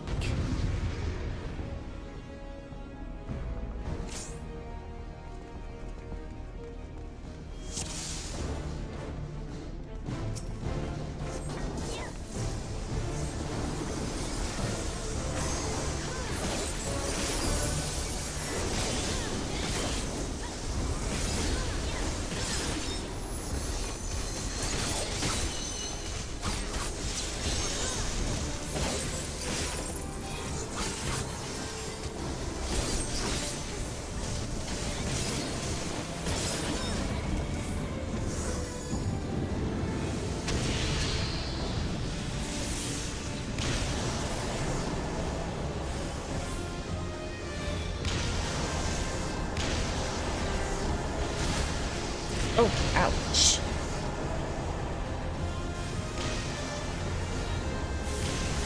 Get okay. Ow.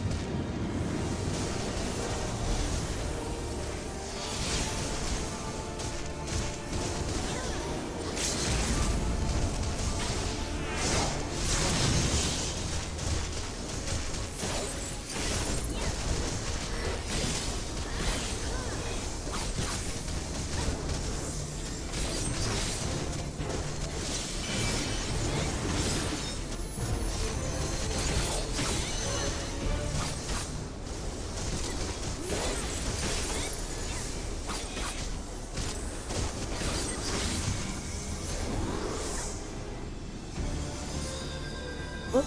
Okay.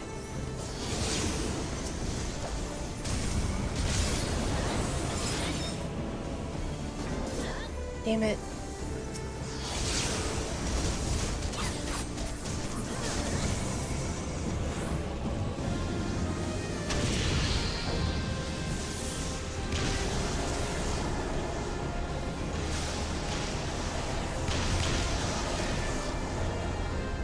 I don't quite know where to stand.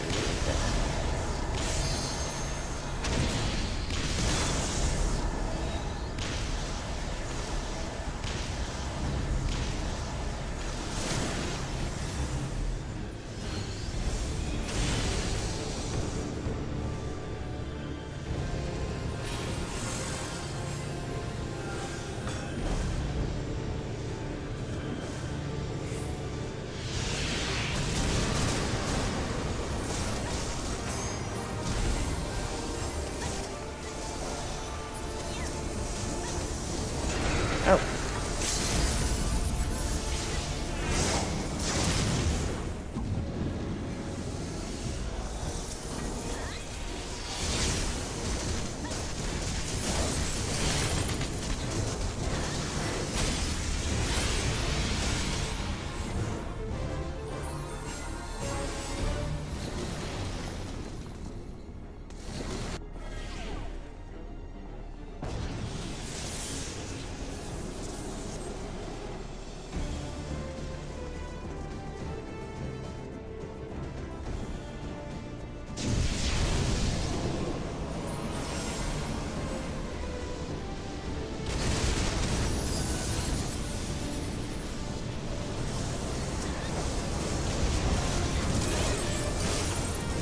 What the fuck?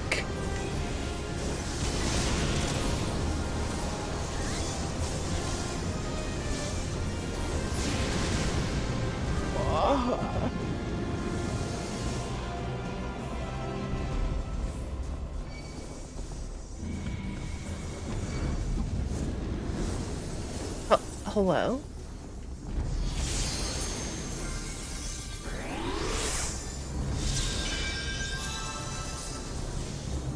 Jesus Christ.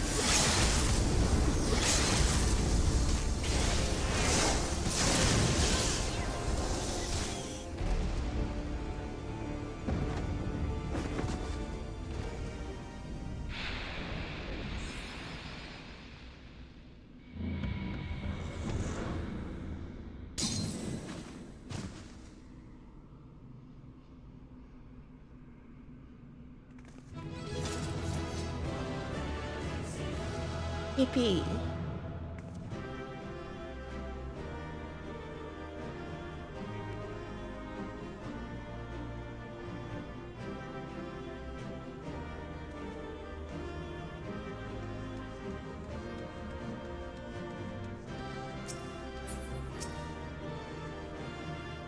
Yeah, of course. I love her.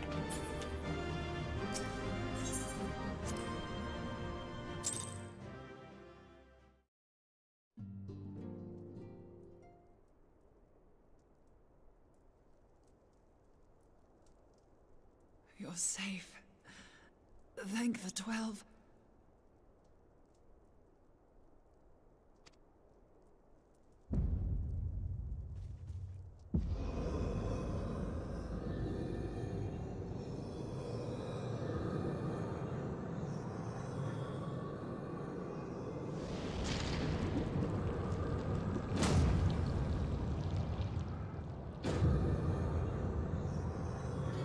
You may have bested me this day, but what of the next?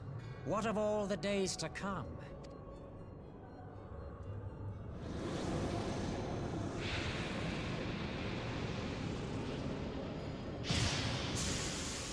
Remember, light no longer holds sway here. I may return whensoever I wish, again and again and again. Eventually, you will falter, and the staff will be mine. Until next time, scions.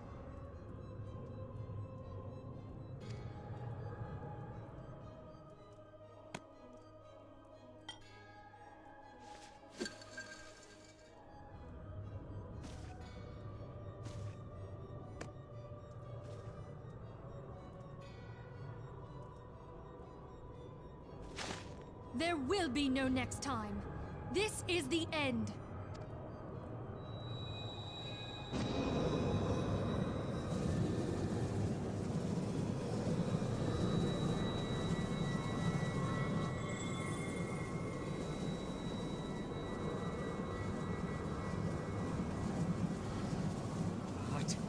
What trickery is this? No. No! Cannot! No! Okay. Use Tube Samati to gather ether. Quickly, before he breaks free!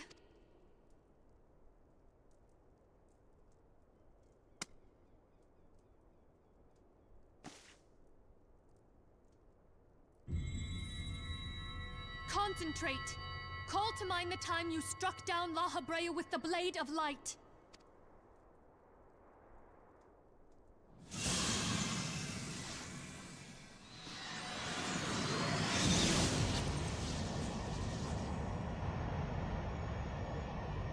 Why won't it work? Is it because we lack the blessing of light? Damn it. So much ether. And it still isn't enough. Fools! No mortal prison can contain me! I shall make you pay for your insolence!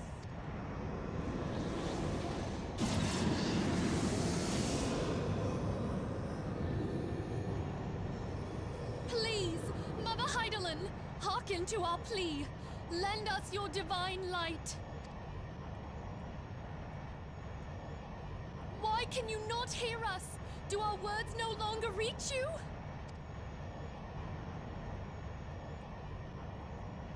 If only we had a bit more ether.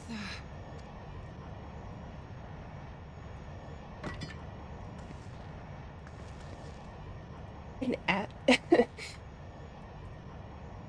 Asian Wesker. Moonbreeder, what are you doing? Master Louis Soir, I understand now the choice you made. Is it meant to be like this? Or are my headphones giving out? Because it's favoring my left ear.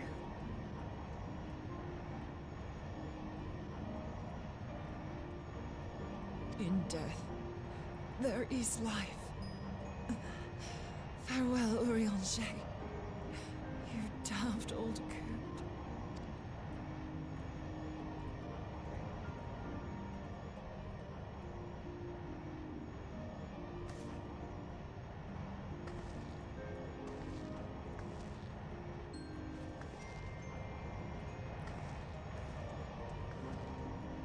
Moonbreeder! No! You mustn't!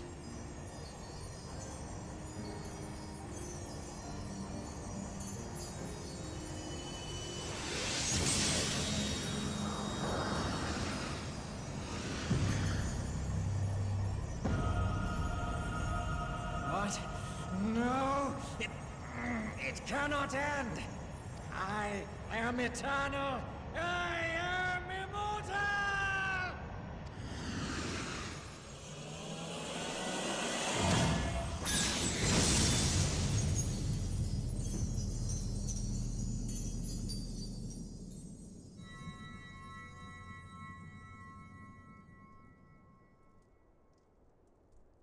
Moonbreeder. She's gone.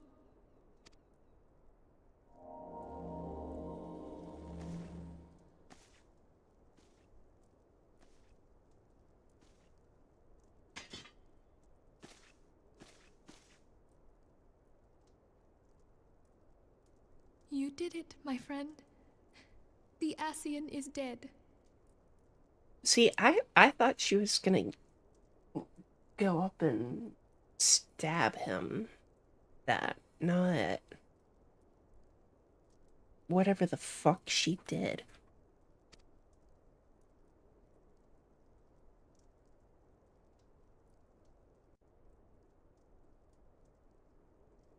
This device is a legacy of Moonbreeder's toils and sacrifice.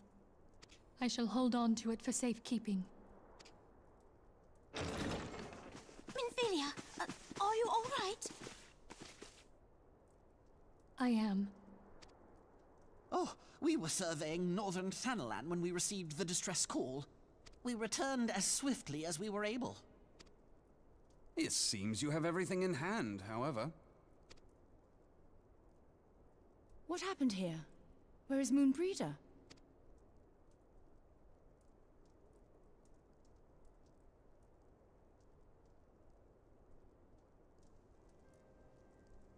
She gave her life to temper the Blade of Light. I have no words. Rather than await the inevitable, she took her fate into her own hands. Does Ariange know?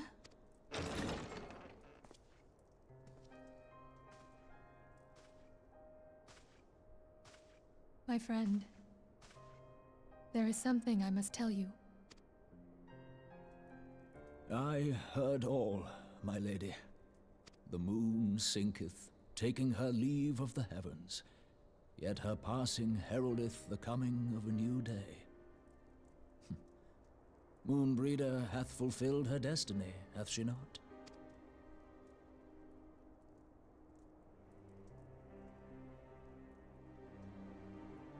Long ago, far across the seas in the Charlayan motherland, Moonbreeder and I did study under the sage tutelage of Master Louisoix.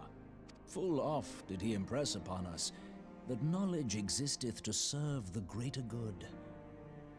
This sentiment, however, was contrary to the nation's policy of neutrality, which censured intercedence in the affairs of foreign lands.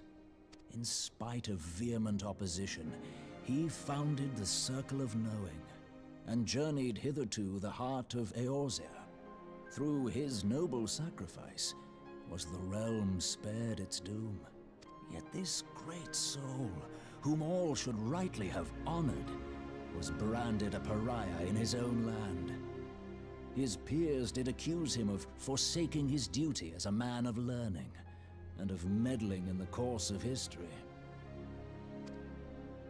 When he left Charlayan behind, Master Louisoix gave no word to signal his intent to Moonbreeder. Close as they were, as master and disciple, she was deeply wounded by the sudden exclusion from his confidence. Above all, however, she was confused.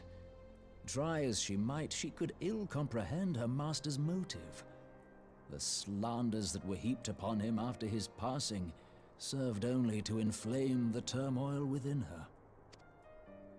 For years upon end, she knew not what to believe. torn as she was twixt the man whom she revered and the man who forsook her and his duty both. The Louisoix I knew would never forsake his duty, much less one of his own. This I know full well, my lady. 'Twas not for want of love that Master Louisoix hid his intent. He but desired that Moonbreeder discover her own path, free of the shadow of his influence. Long did I contemplate revealing the truth to her, and long did I hold my peace. After all, was it not Master Louisoix's wish that she come to the truth unaided? I told myself it was, and resolved to let her suffer. Knowingly did I deny my friend the comfort she craved. And now she hath gone to her rest, with doubt still in her heart.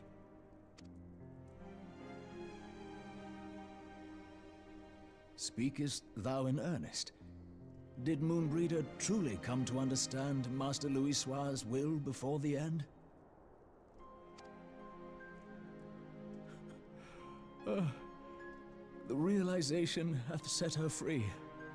She may now find the peace which hath for so long eluded her.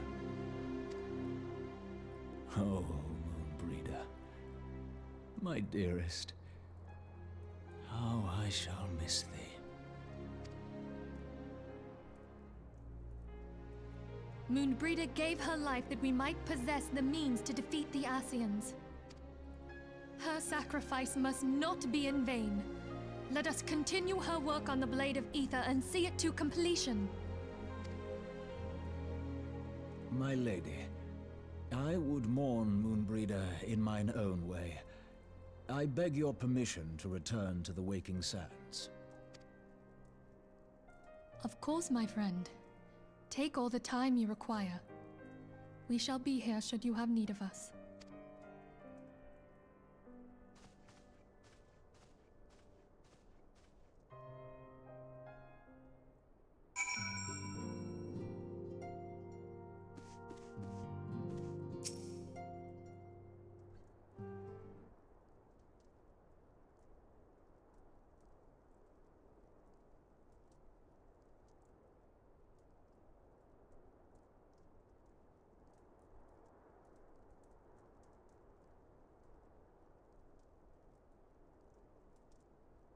Never have I seen Urianger so utterly defeated. No one should be made to suffer such grief. We shall gather in this Charlayan manor to celebrate Moonbreeda's life and mourn her passing.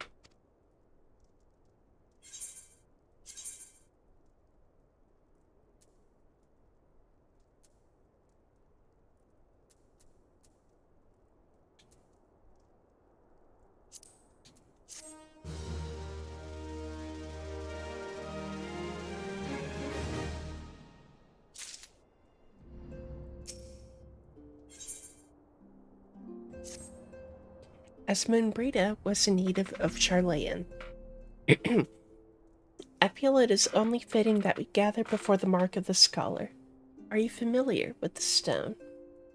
'Tis a monument found at Rothfrost, Wraithfrost, and is sacred to Thaliak, guardian deity of the City of Learning. There shall we pray for our dear friend's soul and bid her a peaceful return to the light of the Mother Crystal.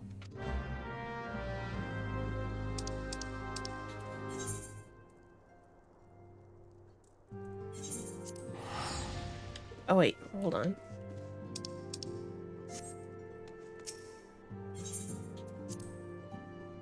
I was about to teleport outside, but I'm... would be a waste.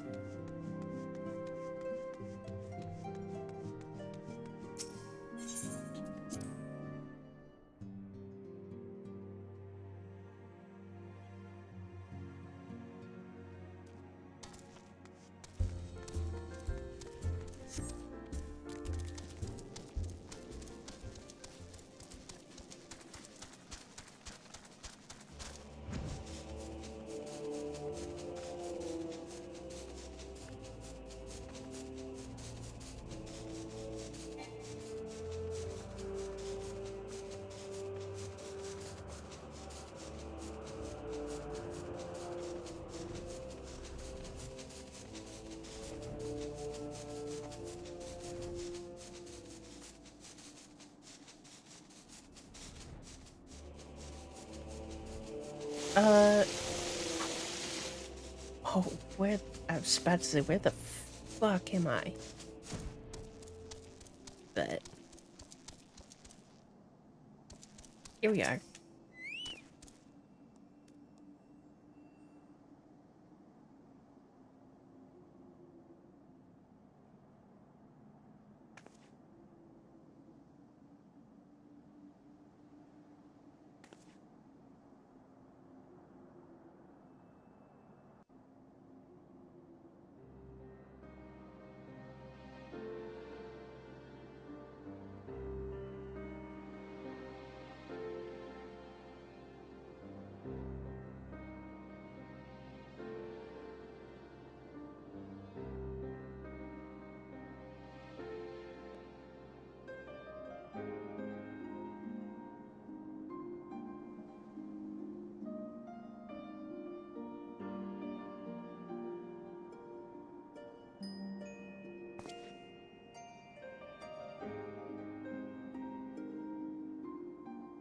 Forgive me, Moonbreeder.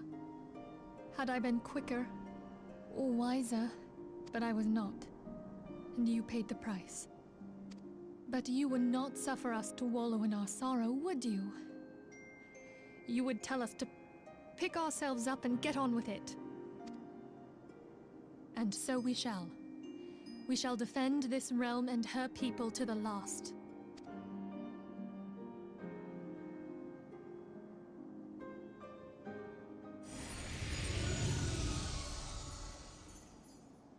Life for death, a fair exchange.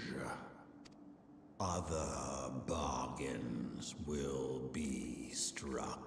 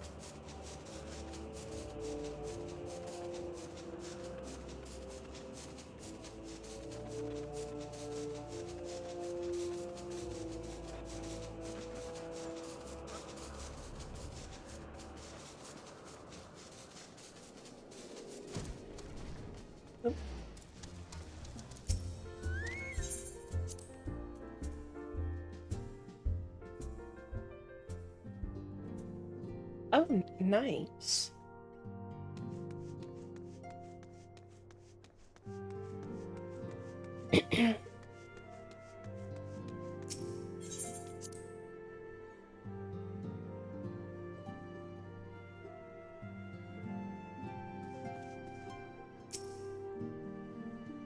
Though we have said our farewells, the pall of sadness has diminished but little.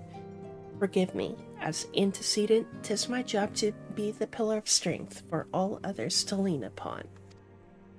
Yet I also believe the grief we feel now is precious in its own way, not to be lightly swept aside. You not agree, Yuna?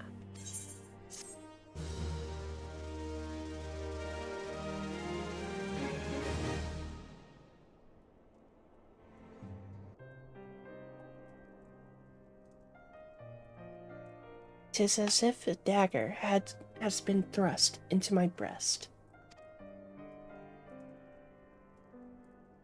But 'tis a pain we must learn to bear if we are to forge ahead with our duty. The battles we have fought have taken the lives of so many. Louis Swa, Moonbreeda, our fellows at the Waking Sands. Their spirit and dedication to our cause, however, will never be lost as long as we rise to fight once more. I hardly need to remind you of this, of course. 'Tis for my own benefit that I repeat these words, a reaffirmation of mine own chosen path. If I do not rebuild the foundation of my resolve, I am like to collapse in a fit of weeping. My apologies again, Yenna. There's no other to whom I could display such weakness. Girl,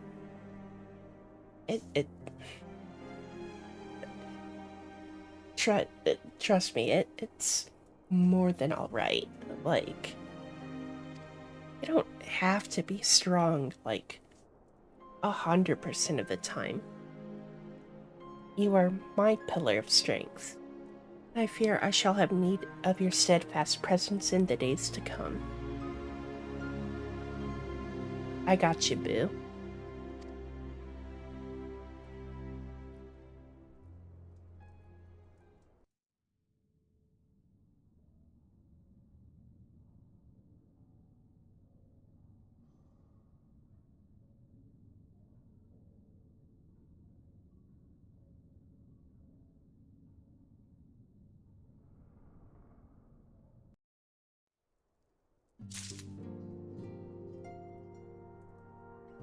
On that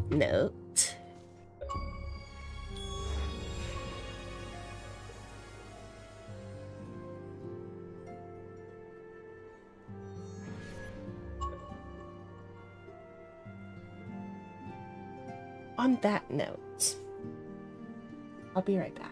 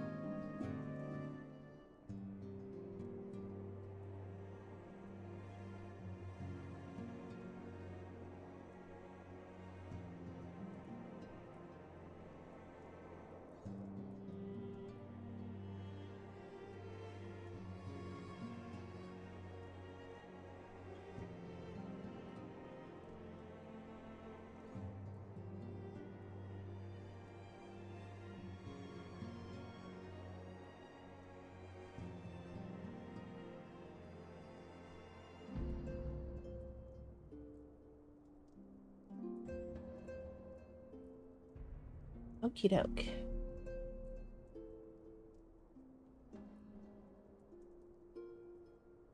Rip Queen. Gone too soon indeed.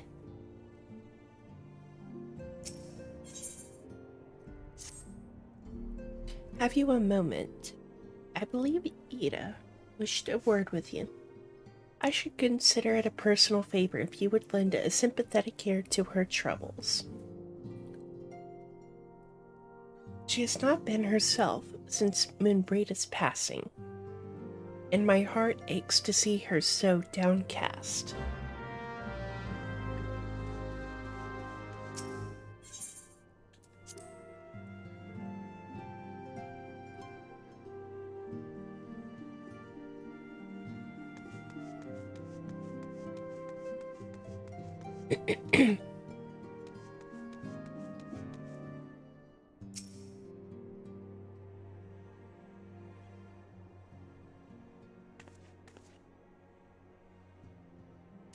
It's Yuna. Great.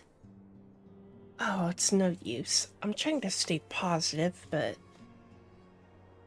it's just hard, you know? Thing is, I know Moon would tell me off. Moon. I know Moon would tell me off if she saw me moping around like this. Which is why I decided to cheer myself up by getting her a special flower. I placed an order for a moon daisy with Rowena a little while ago, and it's ready to be picked up. The trouble is, I find Rowena a bit difficult at the best of times, and, well, this isn't one of them. I know it's silly, but I just can't face it at the moment. So I was wondering, do you think maybe you could collect it for me? I have the coin to pay for the flower right here.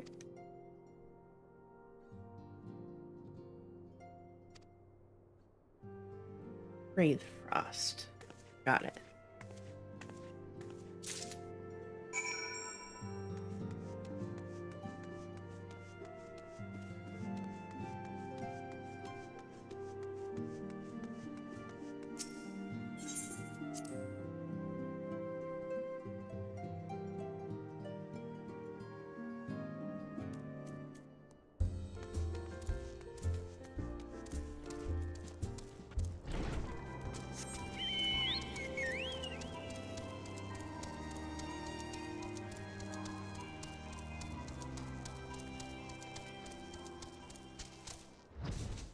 Wait. Oh.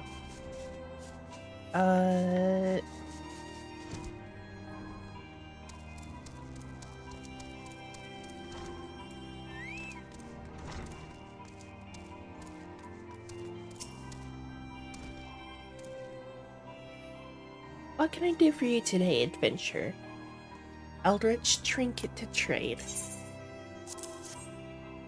They got you running errands now. Them scions really know how to make the most of your talents, don't they? Sending the savior of Eorzea to the bleeding market. Fine use of your time, that is. Seriously, though, you'd best learn how to say no, or they'll have you mucking out the Chocobo stables next.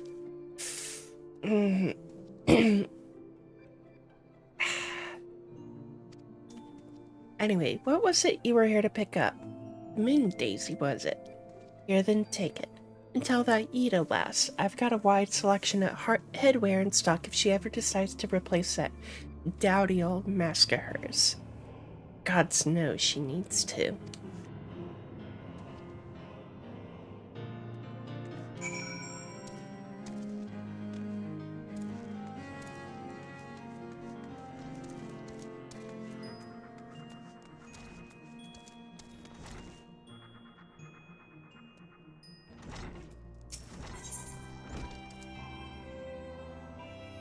Vintage equipment, what?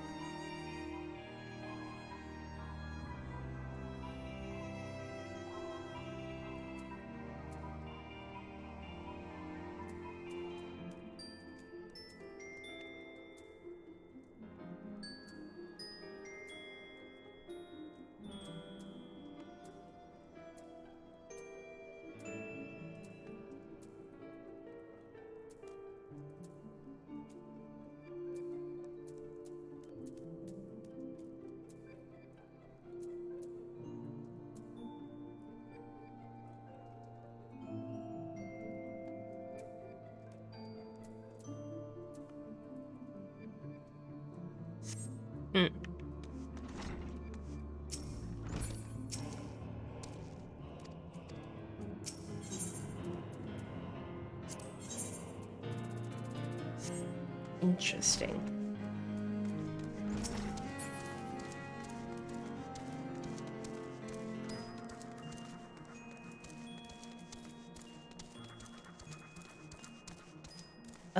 How's my shit doing?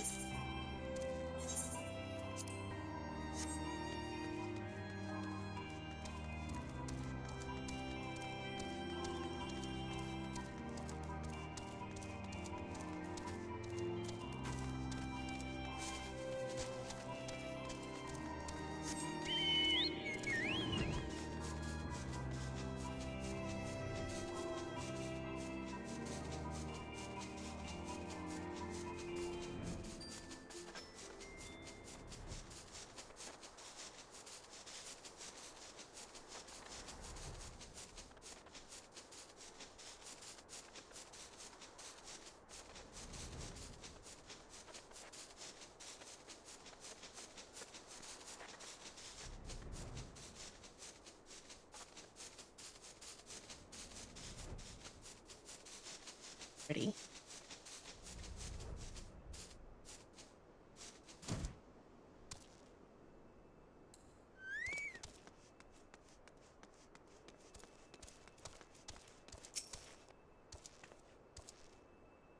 Rowena can be so annoying. She will not, she will, she just will not take no for an answer. Every time I visit her, she insists I replace my visor with something more fashionable. And when I tell her I like it just fine the way it is, she says it again, and then again, and then again. It drives me crazy. What I mean to say is, I really appreciate you doing this for me. So anyway, let's see it.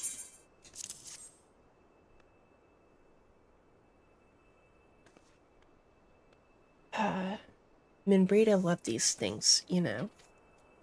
I hope that somewhere, somehow, she knows I'm still thinking of her.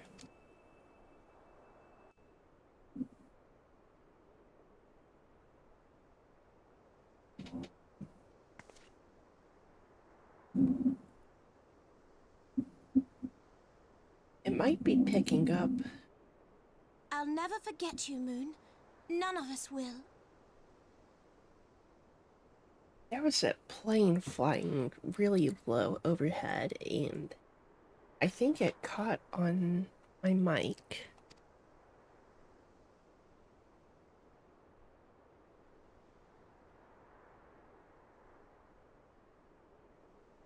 The song riseth to a crescendo.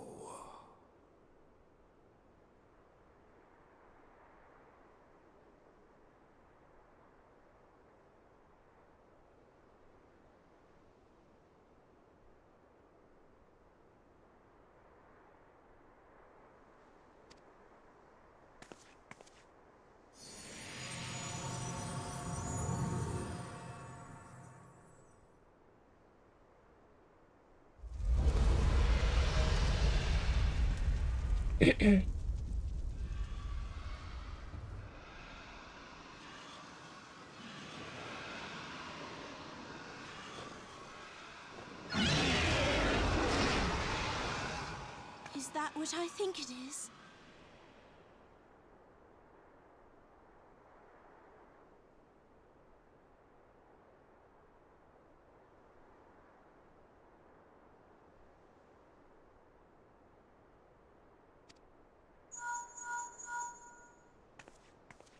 Hello, can you hear me? We have received grave tidings from Ishgard. Pray return to the Rising Stones at once.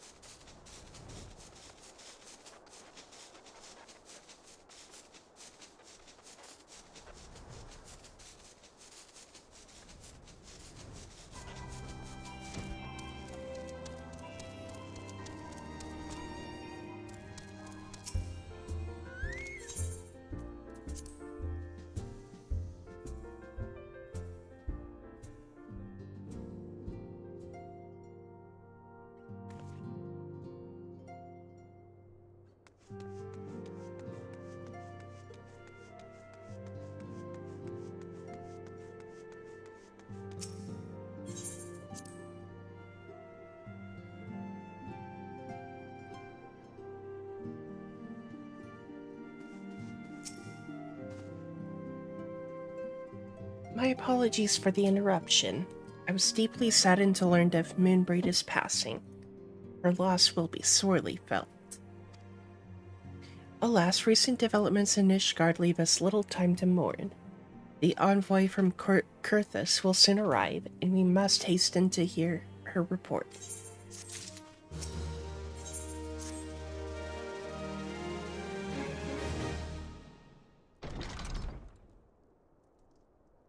The envoy is here.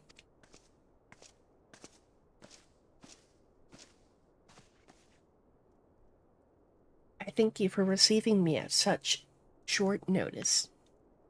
Time is of the essence, so I would forego the usual pleasantries, if I may. Certainly, you come with news of the Dravanians. Aye, the dragons have begun their attack in earnest. The first wave reached the Central Highlands a short while ago, and battle was joined soon thereafter. Sir Emmerich himself sallied forth with a contingent of temple knights and several companies of the noble house's finest. Though the beasts were ultimately forced into retreat, our victory, if such it may be called, came at the cost of many of our own. Too many. We will not withstand a second wave should the Dravanians renew their assault. You paint a grim picture, milady. It is reinforcements you seek, then? We do. Though it pricks our pride, it is plain we cannot protect Ishgard with our ranks, thus thinned by the Horde. Sir Emmerich would meet with you to discuss the possibility of enlisting your aid. Very well. I shall depart for Kurthus at once. I must warn you, however, that the involvement of the Crystal Braves is by no means assured. Our commitment to quelling the unrest in Ul'dah must take precedence. It is with such contingencies in mind that I must make another request. The Scions of the Seventh Dawn are known for sharing close ties with all three of the grand companies of Eorzea. Would you consent to plead our case to their leaders? Though I will gladly appeal to the grand companies on your behalf, I dare not promise a favorable reply. You need say no more. Considering our past dealings with the Eorzean Alliance, I can well imagine how our plea will be received. But the fate of Ishgard hangs in the balance. We must explore every avenue still open to us, no matter how unpromising. I see. Very well, I shall send envoys to each of the allied nations and have them present your request directly to the heads of the grand companies.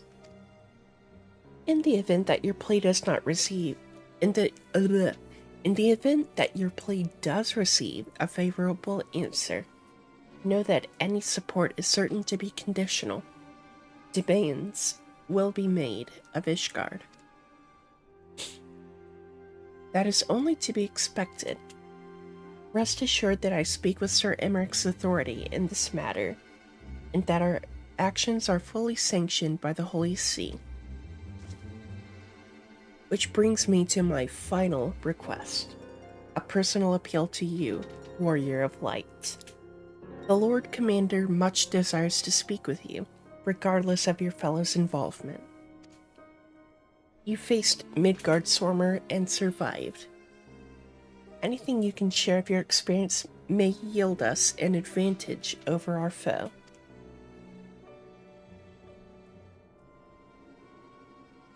Thank you. You wear the mantle of hero well.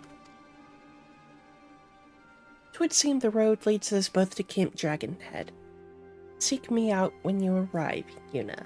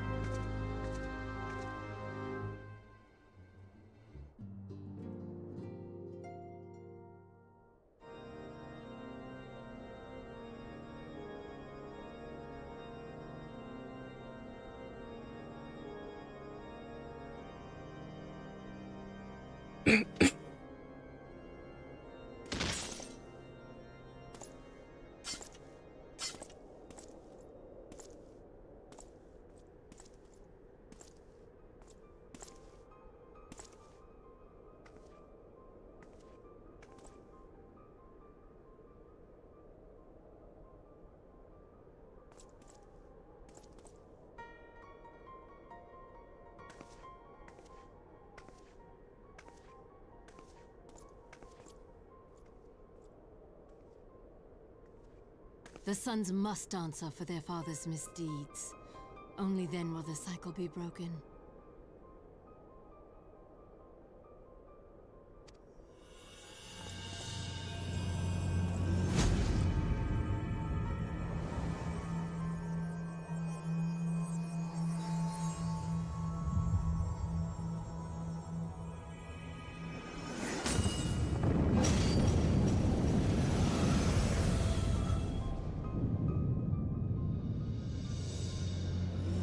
Brothers and sisters of the heavens, we raise our voices and join you in the chorus. The sinner's feeble magics are undone. Come, claim your retribution.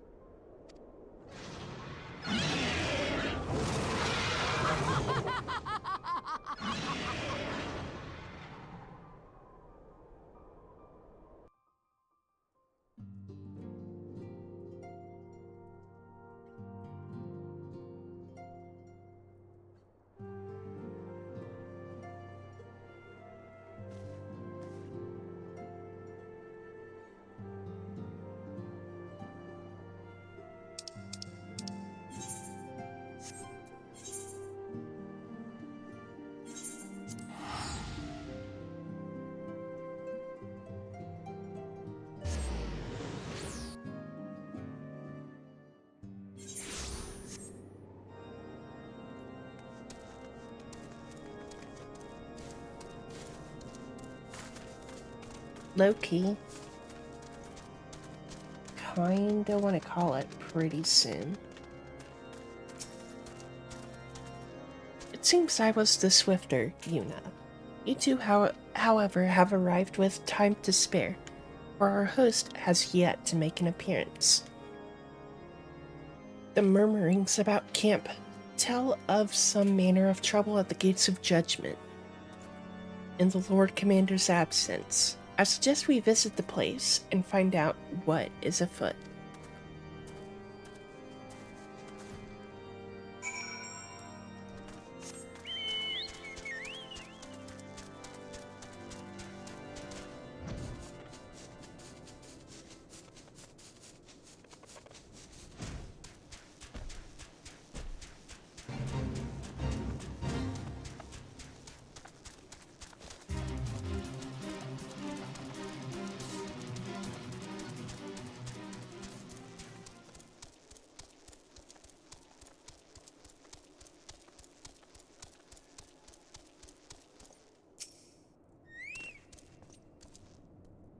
Bothered Bowman.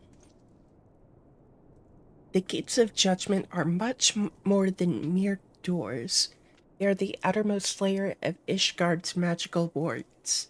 If our first line of defense can be so easily shattered.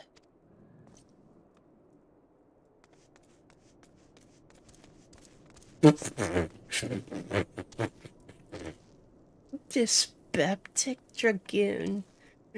Oh my god. Tenterhook Temple Knight. Oh my god, what fucking thesaurus did they dust off for this?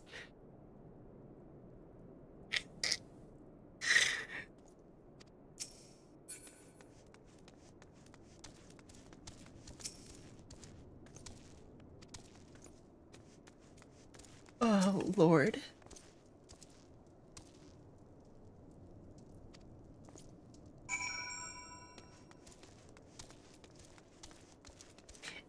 See, bothered and trembling, yeah, I see it. but dyspeptic and tenterhooked. Oh my lord. Okay. Twould seem the heretic struck the first and most telling blow against Ishgard. Scions, we expected you at Camp Dragonhead. My apologies. We chanced to hear that there have been trouble at the gates, and thought it prudent to investigate the cause. Then you have learned of the heretic's treachery. Lady Iceheart led a force of her followers against our defenders, and came close enough to dispel the first of our wards. But let us speak more of this back at the camp. Sir Emmerich awaits you.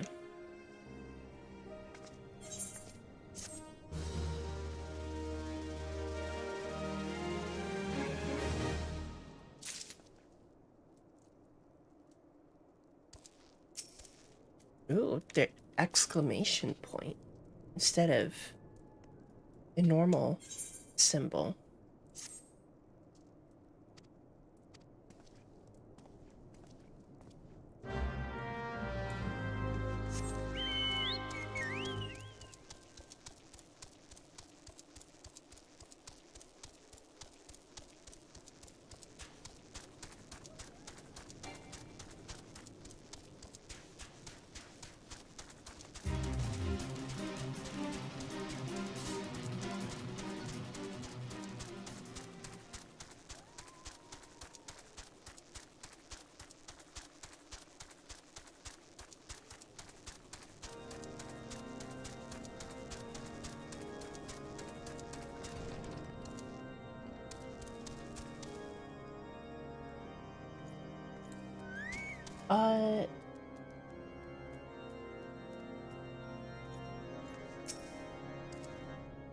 You can go for a little bit. A few more minutes. 'Tis reassuring indeed to behold the countenance of a friend when one's homeland teeters upon the very brink of disaster. Though a single misstep could send us plunging into the abyss, your heroic presence stokes the flames of courage within my heart. But you did not come to Dragonhead to listen to my prattling. The Lord Commander has arrived and would treat you with the intercessory.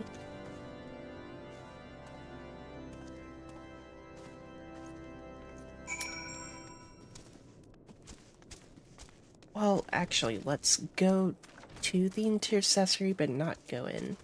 Let's call it quits here.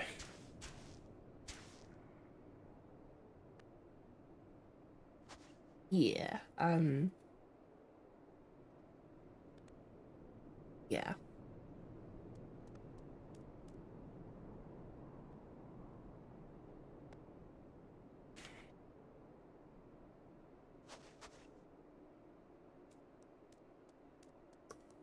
Actually,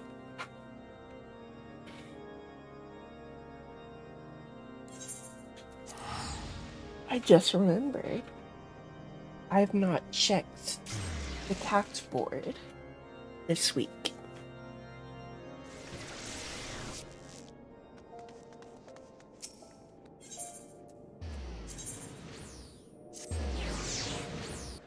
So let's check the tax board and then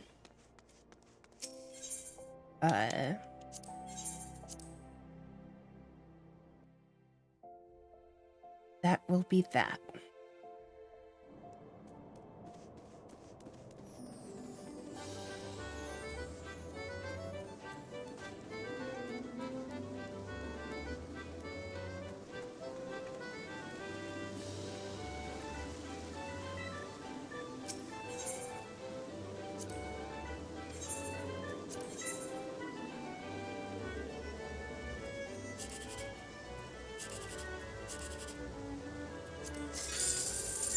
Ugh.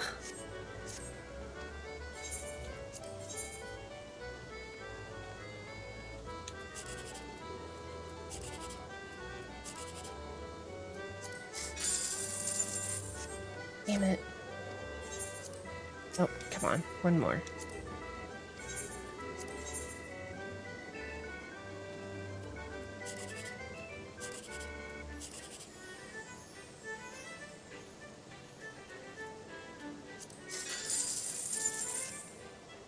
God damn it.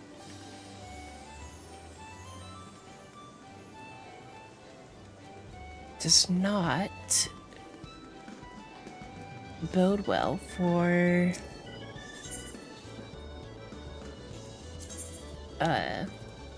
the main tax board.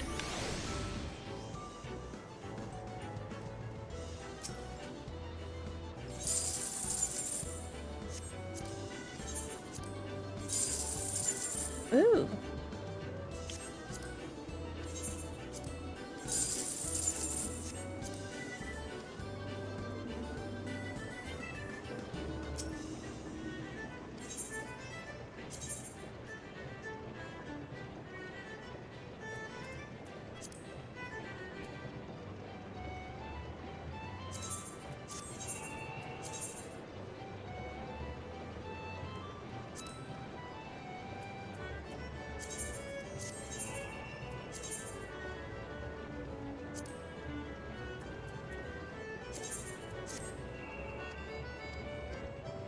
Okay.